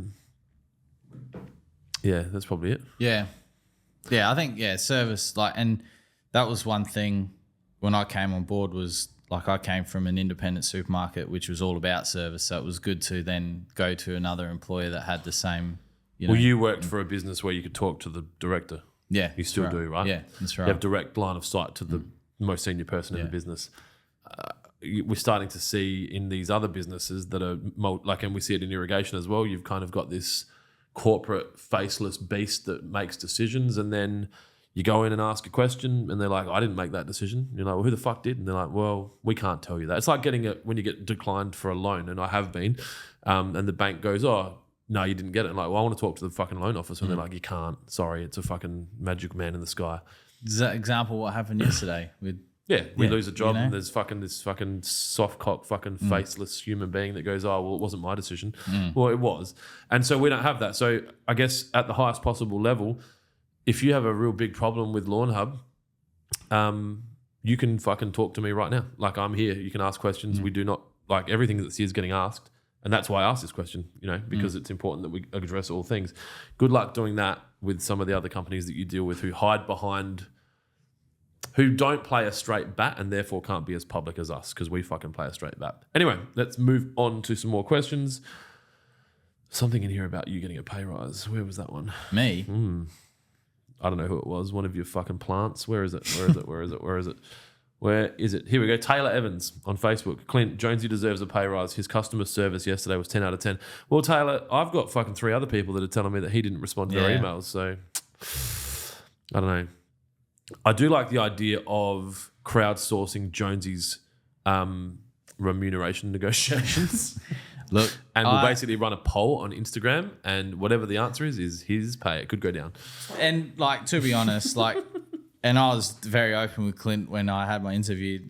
The workplace in which I worked in, I'm just happy that I can just come to work and have fun. And not get stabbed or spat. And not get stabbed or I think sometimes, and I'm very fortunate that my life is very different to a lot of other people that I'm friends with and know, but I'm very fortunate of where I am. So the fact that I can just come to work and have fun, and not get it done having fun. That sounds like one of the 12 immutable laws. Absolutely. We should have them hung up here somewhere. I'd like to have a product called Hung. What would that be? Just a shelf hook or something? A root stimulator. Because if you hung it, No, I understand. just for those, Didn't need the GIF. Yeah, we need those gifts back. Nat Extreme on YouTube. Why is it that disease pressure is higher in a well looked after turf? Logic would say otherwise.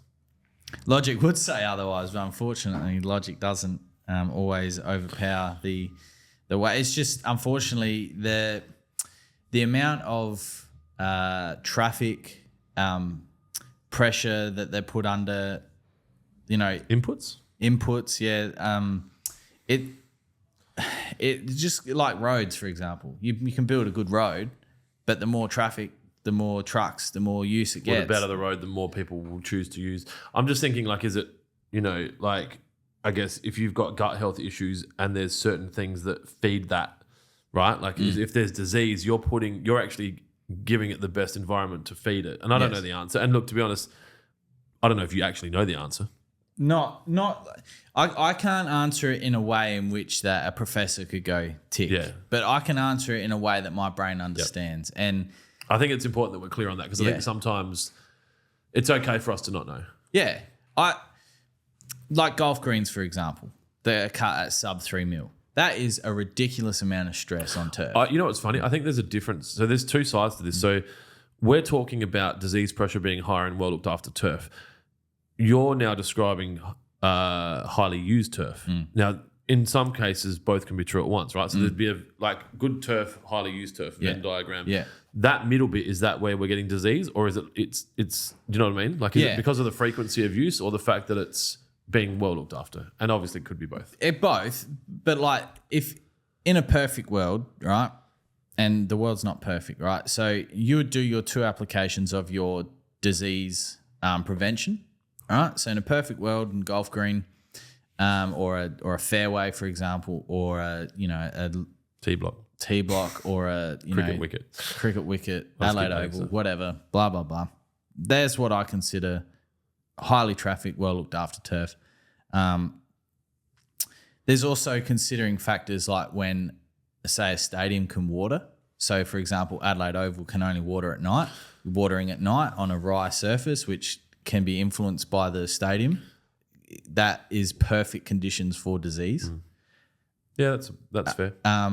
Golf courses are no different. Their watering window is challenging, and they're even in a more challenging. And sorry, Alfie, I know that it's challenging.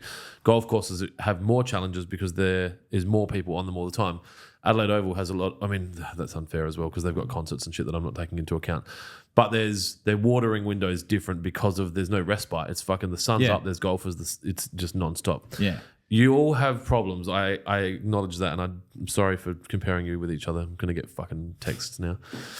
But MCG's the same. Well, you think about like the concerts, man, like traffic. But it's a different answer because that's not just because they're a well-maintained turf because they're busy. Golf courses don't have all that maintenance if they don't have customers, right? No, that's right. And like, say for example, without sounding like a cock, but my front yard, for example, if I treat it incorrectly but it looks good, like that's still maintained turf. But if I mistreat it by applying too much fertilizer, then I get disease. Yeah. For example, if I don't keep up with my miticide application, cooch mite comes back. Like, I suppose what I'm trying to say is that we can work really hard on our turf and there's still going to be troubles regardless of who you are. Yeah, but there's probably not completely answering what he's suggesting. So if anyone here can explain that better than either of us, I'm sure we've got some fucking people watching that are like hoping for us to trip over. Now's your chance. Yeah, now's your chance. Jump in. Yeah, Prove how smart you are. But I've always been honest and say I'm not turf management qualified. You never will be. Nah, don't need to be. Too busy. All right. Nathan Scasebrook on Facebook. Can I say I would love to see some lawn journeys and your comments on them as a segment? I think that's good. I think it would be challenging to capture them, but I think I'd love to do that. John Paul on Facebook. Can you apply premature and onset GR at the same time? Yes. Back to back, water in, not at the same time. Yes, that's fine. What do we got? Luke Flash on Facebook. Common problem with acidic soil is too much fertilizer and not enough water passing through your soil. Potentially, that could be one. It also depends on the fertilizer that you're using. If it's not meeting the requirements on the elements that are lacking in your soil. So, for example, if you're using a high potassium fertilizer, but your potassium is already off the chart, then that's not going to work. So you need and your phosphorus is low, then you're better off looking at a phosphorus high fertilizer or a soil amendment phosphorus like sulfate, potash, something like that. So there's a lot, and there's, again, I don't know the answers to everything, but these soil tests that I'm looking at, there's a common trend, and there's something's obviously, there's something missing in the lawn care for the homeowners that could be untapped, and I've seen that in 16 soil tests or so far that have come back. Sebastian just followed up on his hardware shop question. He said, just got into the landscape industry and was fishing for a supplier. You guys got good reviews, so I'm having a sus. Sebastian, obviously our product range is quite residential from a packaging size standpoint at the moment. If you are going to be doing your own work and you're looking for bulk stuff, I would suggest that by September, and I keep saying that and I hope we can meet it because otherwise I'm going to have some angry pitchfork carrying Simpsons scenes, that we should have some larger stuff available, and hopefully we can help with supporting you in your landscape industry work. If you're in South Australia and you want help with irrigation, hit us up at WaterPro. We are more than happy to help. Matt Worth on Facebook. Happy Friday, fellas. You guys should make a Lawnhub calendar so I can record the dates I've fertilised and sprayed. This is the second comment. So I don't have to write it on the fridge. Okay. Yep. Okay. Nat Extreme on YouTube. Can confirm the product is packaged very well. It's just the rando delivery drivers employed by shipping companies is not so great. Yeah, and that's one of those things in our business that's well out of our control, and 99% of people get that. It's unfortunately that 1%. And well, you can't pay. We can't like the shitty thing is, no one's going to pay $49.95 for premium shipping. No. Right, where we guarantee you that it will be put in the right spot and the guy will be smiling and, not stealing shit and whatever else, or girl. But Clint talks about it all the time. Like that 1% person's just scared they're not going to get what they paid for. And it's just fear, Yeah, and I completely understand that.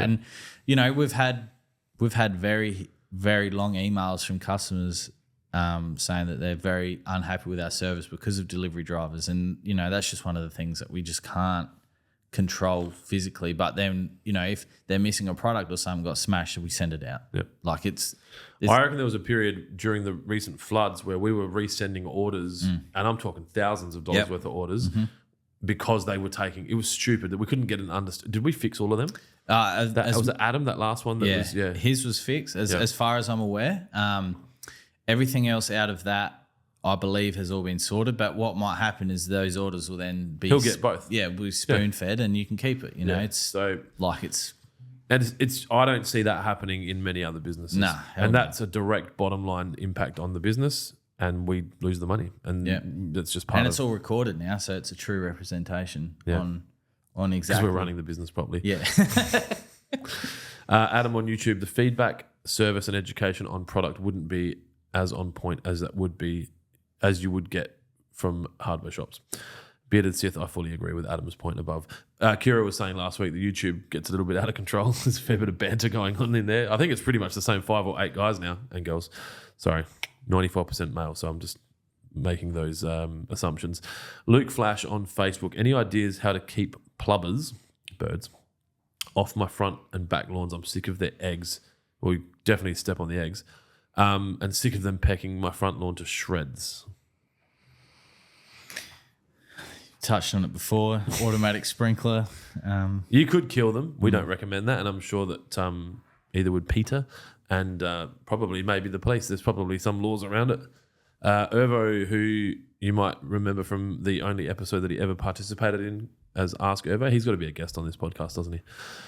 He doesn't want. What did he say? He was like, "Fuck no." He's just busy man. He's a very busy man. He not all of us get to be the children. We need some adults. I think I honestly do think though his knowledge around his experiences and the places that he's been to, the things that he's seen, will be very valuable. And I think it'd be a well. You're not referring to when he used to have to wear a mop when he was in the Navy. Okay. He'd be a well. No, I'm talking about the stuff that the public don't see about irrigation. That because he was an installer and all that sort of stuff. And the things that he sees, that even when he helps people in the shop, like Kyle had just had trouble with something, and you just stand there and listen to him and you go, fuck, this guy knows what he's talking Which is about. one of the biggest challenges of his role, is that his practical knowledge around irrigation's too good for him to kind of escape that that dragging of him being dragged back down. All right. Back up. Don't forget, Jonesy's got to go lose a golf day, so we need to keep moving. Oh, that's all right. Luke Gacy on YouTube. I say that wrong every time. Sorry, Luke. Put onset down about 4 weeks ago, but last week we had 100 mil of rain in a couple of days. Should I reapply or should we be sweet? I've had this question a lot in my emails recently. From what I can understand and what I've read, the product will still be in the soil. It's just that you won't get the full residual effect of 6 months. It may be reduced by maybe 4-6 weeks, depending on how much water you get. So based off what I've read, I haven't tested it myself because we don't typically get that amount of water washed through here in South Australia. We do, but can't almost like do a test, if you know what I mean. Like in some parts of the country, you can really test that theory because the amount of rainfall that you get. But the studies and that I've read, just suggest that residual effect will be shorter, if that makes sense. So I think you'll be fine. But just keep in mind, if you've got something set for 6 months' time, maybe just bring it forward a month or month and a half to get the next application down. Granular fertilizers that have got controlled release properties are affected by weather as much as that, so that makes sense. Soil conditions, yeah. Taylor Evans, we've had this question? No, similar question. Buffalo is struggling in shade. Any solutions? Tried core aerate using wash sand on top dress, roots and shoots. Anything I'm missing? That's everything. You've ticked off everything in the box that I'd suggest. Maybe shade. Yeah, the shade. Sometimes too much water in shaded areas, it goes the opposite way. Maybe sometimes just that right amount of water, and it's really difficult to judge that. Well, my side, I don't water. My side, which is all the same turf variety, Tiff-Toff, that's half the amount of water. Yeah, because the sun, soil it's profile, the sun, the soil there's so much going on, and and I really dislike some of the marketing based around like Buffalo. Shade tolerant. Yeah, like I had this comment, like this guy came in the other day at the shop about his Tiff-Toff. He was very upset that he paid, top dollar for Tiff-Toff. What is that at the moment? $18 a square. I think 18's a very large exaggeration, but I haven't sold it for a while. I was thinking 13 or 14. Nah, $18. Yeah. Nah, I don't think we even get it at cost at that because much. we sell it. So yeah. He paid $18. Yeah, I want a reckon fucking hand job. $17-18 a square. It's fucking grass. We know that, but anyway, he was very upset about his Tiff-Toff. He's like, it just goes thatchy all the time. I mow it low. It's good for about a month. Scarifying is make you $18 back. And then, and I said, look, mate, I'm not going to lie to you. Like that's not new. Like that's. And he's like, I only bought it because the guys at the shop said it was the best lawn. Like they said this, they said that. And I think Buffalo falls into that category about being shade tolerant.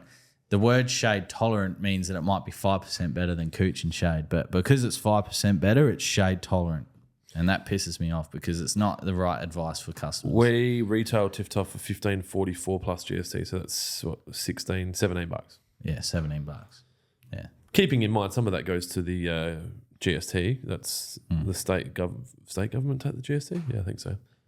It's all scams. Someone's got to pay for all of the sporting events we're having. If we didn't pay tax, we wouldn't be able to have gather round and live, and sometimes ambulances Where are we? Oh, that's a touchy subject, isn't I it? just fucking think it's fucking stupid that everyone's focused on fucking smacking balls around fucking grass areas, and we still got ramping. All right, Jed Waddell on Facebook. Thank you for your information. I'll keep trying to make the kite work. If not, I would just like it to be green and look better now. If I move to seed, what would your recommended seed type be? Is this a shade one or This is the guy from Tasmania? Jake Waddell. I think this is a shaded one. If it's a shaded one, a fine fescue. Kaikuyu in a shaded area. Yeah, so fine fescue, chewings fescue, or red fescue, which is what? My fescue blend. Yep. We will try to sell that at some point. Yeah, I can get it. It's just the price point. That's the I got gifted it, so it's I know expensive. you got it. It's not. I mean, it's. I think I was able to get. I think I got a kilo of red and a kilo of chewings for about $60 total. And how many square meters does that cover? Like it was 3 kilos per 100 or something? Yeah. So yeah, that's like 80 square meters of coverage. Yeah, I've still got. So it was like 80 cents a square meter, and we just talked about fucking $17 a square meter. It's an interesting lens to look at. Yeah, True. no, it is. It is. But I understand that. Yeah. And I always love the chat seed versus sod. And the difficult thing is, if we could replicate a sod cooch that was like Princess 77 or Arden 15, that doesn't cost $300 a kilo. But that's covering thousands of square meters. You're right. That's the different. Yeah, but a lot of people want to visually see something straight away. Yeah. Whereas in a lot of cases, rollout definitely is required. You know, if you've got an open inspection, or you've got an event coming up, or you're trying to sell your house, or you've got you're on the block and you're trying to fucking win another $5,000 for next week. You can't have seed. No, you can't. No. Need that $5,000. Got to buy a toilet. Yep. VJ on YouTube. Is there anything to get rid of kike from Sir Walter Buffalo? Spade. Yeah. Hand pulling, And like, painting with glypho, yeah, zero pen. zero pen. We allowed to say that? I don't know. Or are you going to get another letter? You're not allowed to promote stuff like that? Or are you worried about the Well, fact that glyphosate causes... No. Again, that's the media. There is so much worse chemicals out there than glyphosate. Glyphosate is more tolerable by humans than some of the other chemicals out there at the moment. Don't say anything more about that. I'm not. I'm leaving it. Our legal budget has been fully extended this financial year. I need the new budget to come through so we can start some more fights. But I don't know if any of the legal budget's been spent on anything I've said. Yeah, that's a fair comment. All right, fuck it. Nick Kimbacher. I'm sorry. I'd like to get this right. On YouTube, your sprayer or the Milwaukee spray pack? I'm guessing that's the Solo 414 versus the Milwaukee spray pack. I don't know. I haven't seen the Milwaukee spray pack. I don't have a comment. I do like the 414. Yeah, I've not used the Milwaukee one. Didn't we reach out to these guys to like give us some shit for free so I could test it? And Yeah, do they get back to you or? crickets. Oh, that's not my department. Just on the different sprayers, excuse me, that muffin's just hit lockdown, I think. The thing about nozzles, sprayers is nozzle selection. I don't know what the adaptiveness of a Milwaukee sprayer is to get a nozzle. I don't know if you can only use like the one that comes with it, or you're allowed to. Or you should be able to. You'd assume. In theory, but I had some guy bring a sprayer in that he bought off eBay. He just wanted it, and he wanted to adapt to get the upgraded nozzle kit, but I don't know what thread they were using. This sprayer come with, but not even Jared's magical box could sort of thread out that would adapt it to fit it. So, I think sometimes it's nozzle selection over sprayer is more important. Now, I'm not saying you have to go out and buy a 414 or any solid sprayer that we sell, but anything with a 3/8 thread, I know that our nozzle upgrade, that fits it. And at the end of the day, I don't care what spray you buy, but sometimes, and there are fungicides, there are herbicides, and there are fertilizers that require different nozzle to get the best result. And I've said it before, say it again. The products that we sell, I consider an investment, because you're paying, say, for example, like Barricade is 1 litre, you're paying $240. You need a coarse nozzle if you want to get the most out of that product. So you know, if you It's want like buying a performance car and sticking shitty fuel in it. you're not going to put 91 in a car that needs ethanol. I've been running 95 in mine. I'm going to test how close I can get it. Fuck it, not my problem. No, it's not. No. It'll be your problem. Yeah, it will be. Yeah. Or it'll be Ervo's problem when he's doing some Sahara bullshit, driving fucking in his new company car because I got a new car. Yeah. He's just like, this fucking engine seems a bit off. It's a bit rattly. Yeah, Clint hasn't been using oil. Yeah, the tappets have come a bit loose. Bearded Sith, g'day, clean Onesy. That's us. Joel on YouTube, if you had to describe your personality as a grass variety, which grass would you be? I'm Kaikuya every day of the week. At the moment, bent. I can be up one day and down the next because I'm going through some things. But once I'm stable, just you're straight to the run of the mill Santa Ana. Just you know what you're going to get. I'm Kaikuya. I love Santa Ana. I love it. Yeah, I'm all over the place. Yeah. Invasive, hard to control. Pass Balaam.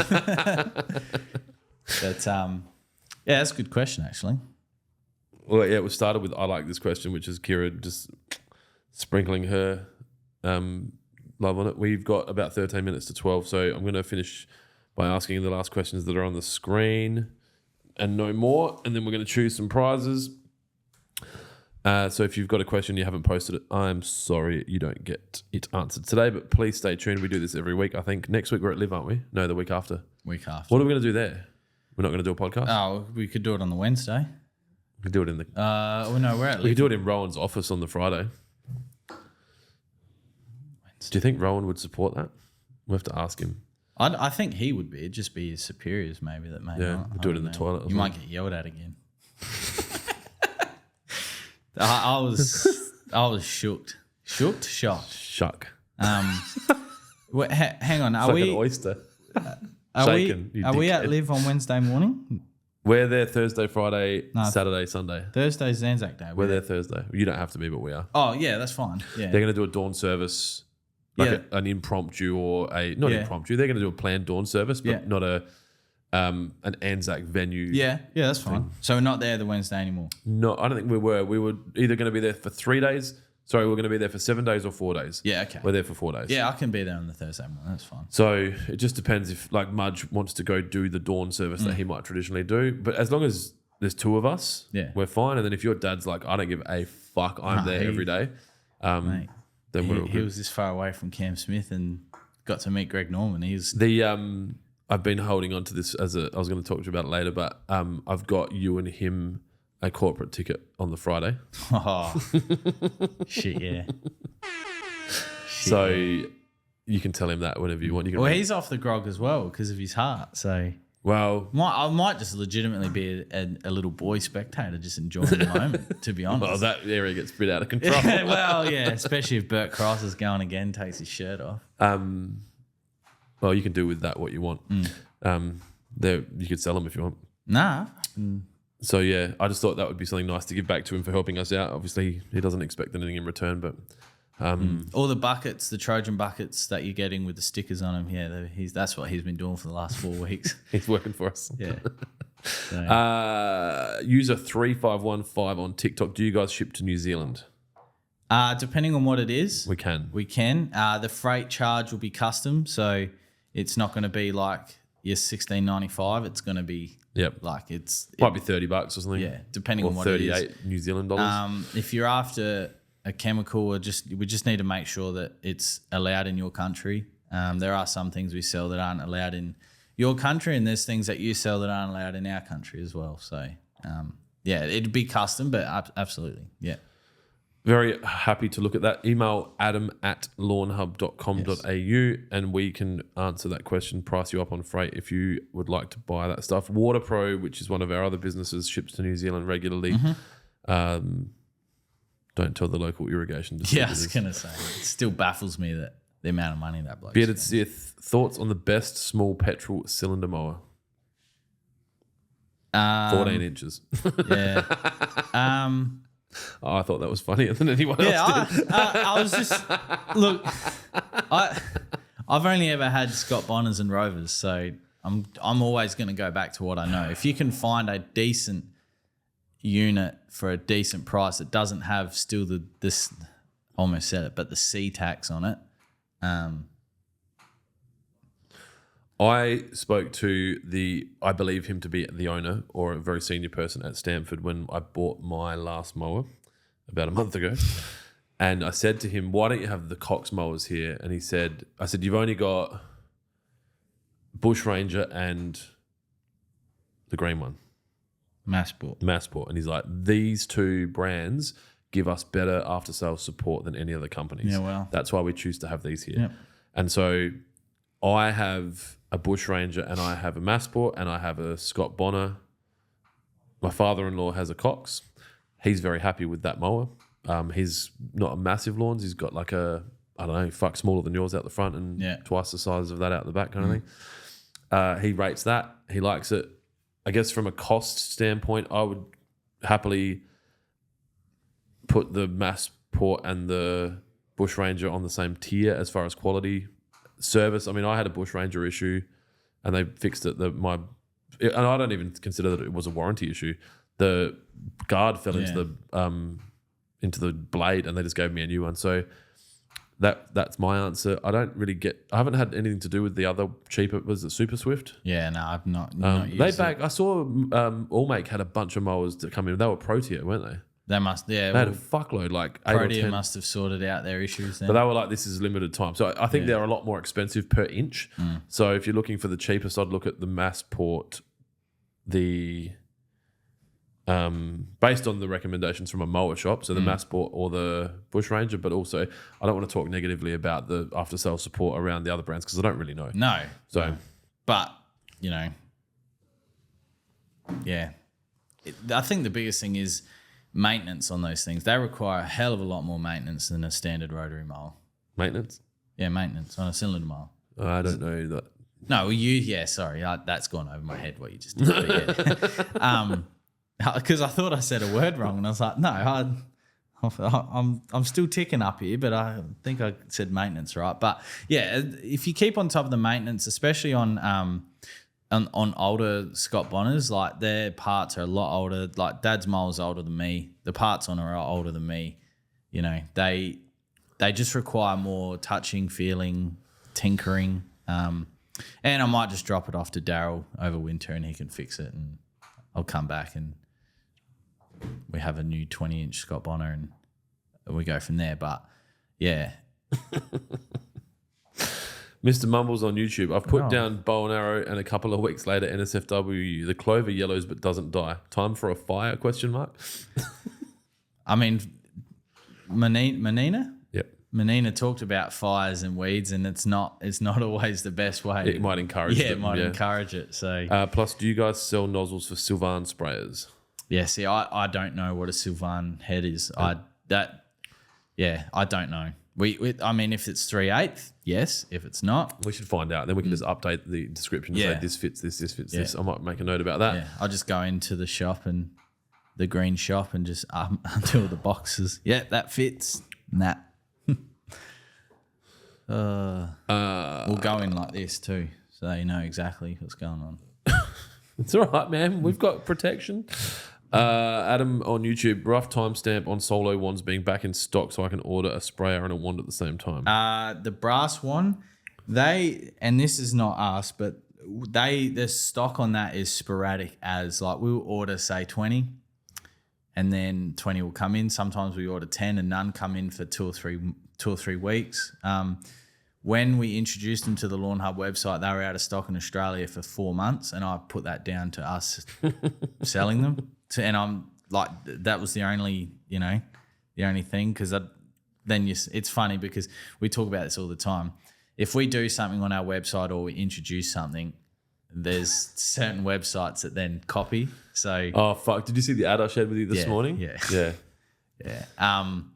So it's like our marketing department if you ordered it on Wish or Temu now, isn't it? Yeah, but I'll find out from Jai if they might be on back order, and if that's the case, we don't have an answer because you ring them and they go, but they're pretty good usually. 5 minutes. Bearded Sith on YouTube. When are we going to get that PDF on what spray products we can use with what ones in what spray bottles? Yeah, it's on the spray pack web. Let's do a specific one. So a tank mix chart, right? Yeah. We'll do that. I've got an idea for how that looks in my head. I think maybe over winter as well, we'll update our calendars and use the information and feedback that we've been given to put them back in and take some information out that's not necessary anymore.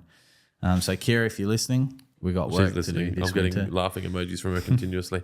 Further to that, also your Spartan should be called Glory Hole, as we don't understand what's going on behind the curtain, but the ending was good.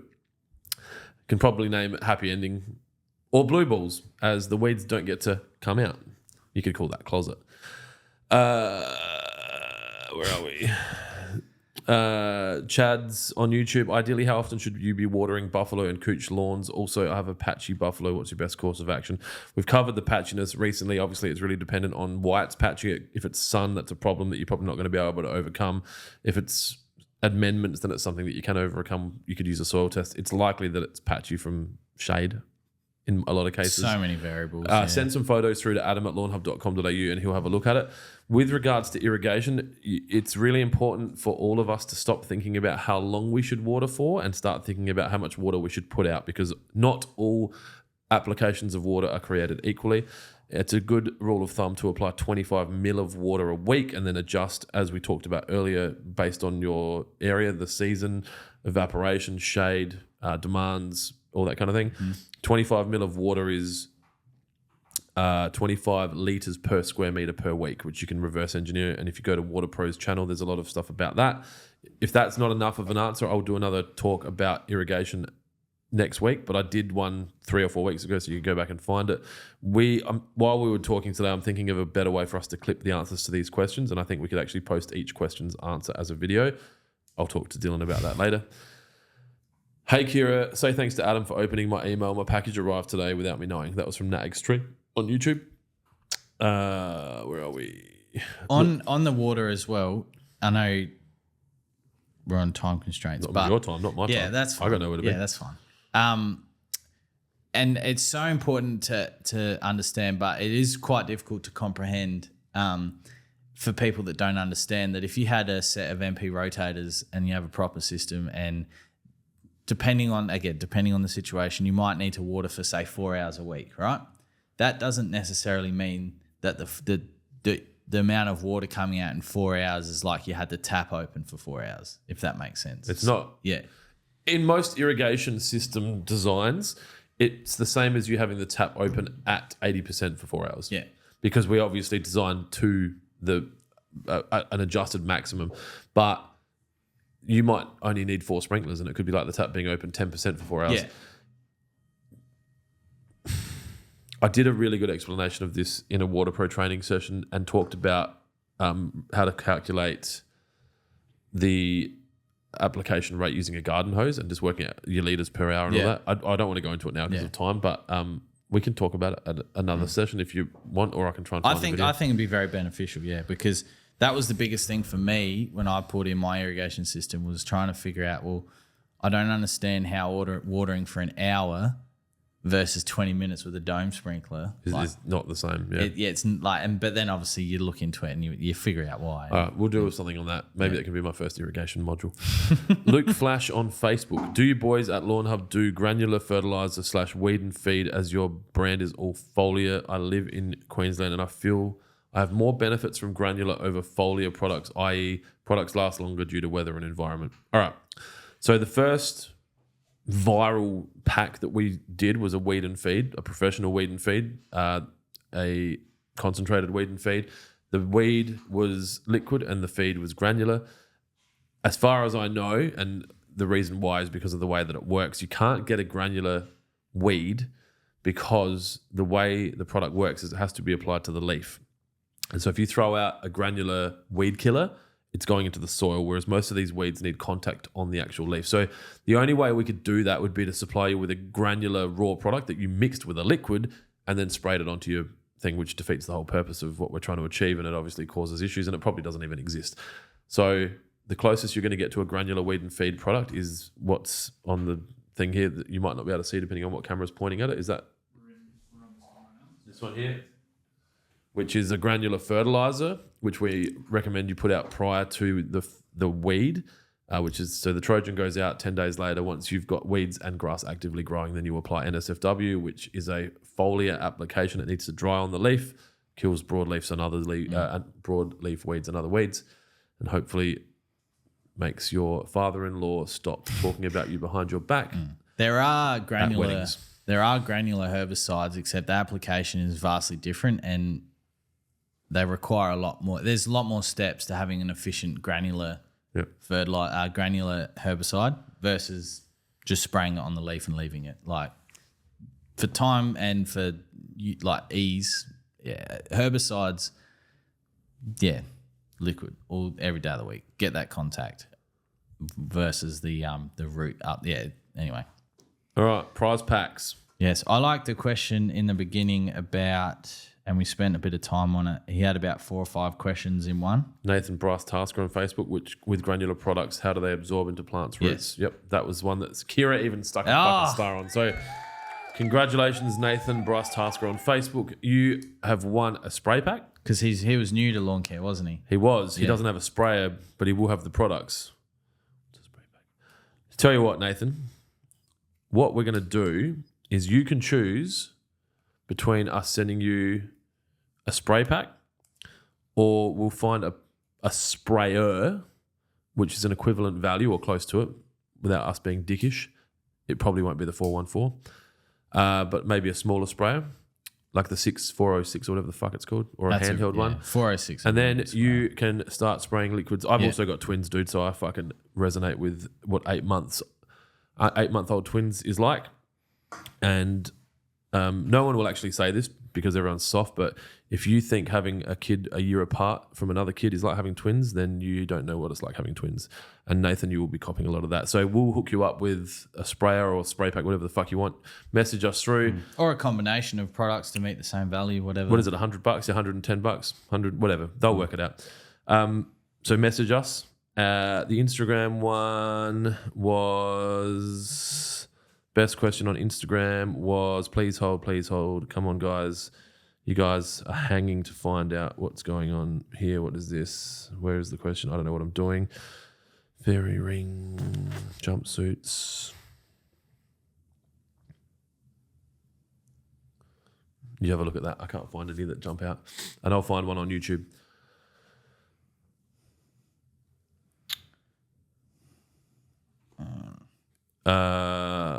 Sorry guys, radio silence. We should really do this while we're doing it, shouldn't we? You know?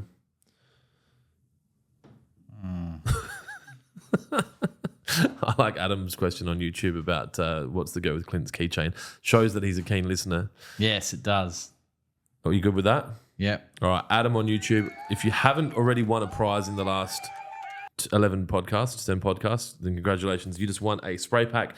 Can you email Adam at Lawnhub with your details and he will sort it out. And Jonesy's going to try and find an Instagram one. I can't get the comments open. Yeah. Oh, yeah. I liked the... While he's doing that, I will just touch base on our charity charity lawn day that we're working on. I have asked Jonesy to come up with a name for that. It was very important that he champions that. I would have just taken over if it was not something that was close to his heart. But we are going to do something in the last weekend of October. Is that right? Yes, the 26th, I think we'll probably run it over the entire weekend so people can choose to do something on the Saturday or something. Oh, I don't know how that's going to work. What do you do yours on the Saturday? Yeah. So we'll do it on the Saturday, otherwise it gets too complicated. If you choose to do it on the Sunday as well, it will still count. I'll probably work out a way to set up some kind of GoFundMe or some other way of getting donations and group tracking and all that shit. We might cover fees just so that we know that all the money that's raised legitimately goes to the charity. Jonesy will then have his thing. Adam just said, "Oh, piss off." I think he's happy about it. And then we'll have an event where Jonesy will be having his event, And then everyone can either have a golf day or a bocce day or a frisbee day, connected to golf. We'll raise money to donate to charities that support people with mental health challenges. Obviously, Jonesy and I both, that's close to home for both of us. And who's winning? Hayden Tinney, the one about Fairy Ring, because I think he needs some. I think he needs some good, because Fairy Ring's going to be a long battle. There you go, Hayden. Well, thank you for your question. If you want to send us a message, we will hook you up with a spray pack. Thank you to everyone that tuned in today. We appreciate your feedback. Yes. It will be discussed, and we'll work out whether or not we need to change this. Obviously, we're seeing a lot of the same people here. Which isn't a bad thing. But I understand the feedback that we got at the beginning about, repetitive, and, I fully understand that. And, it's something that we'll look at vetting a bit better. But yeah. That's it. Keep it green. See you next week. Salada.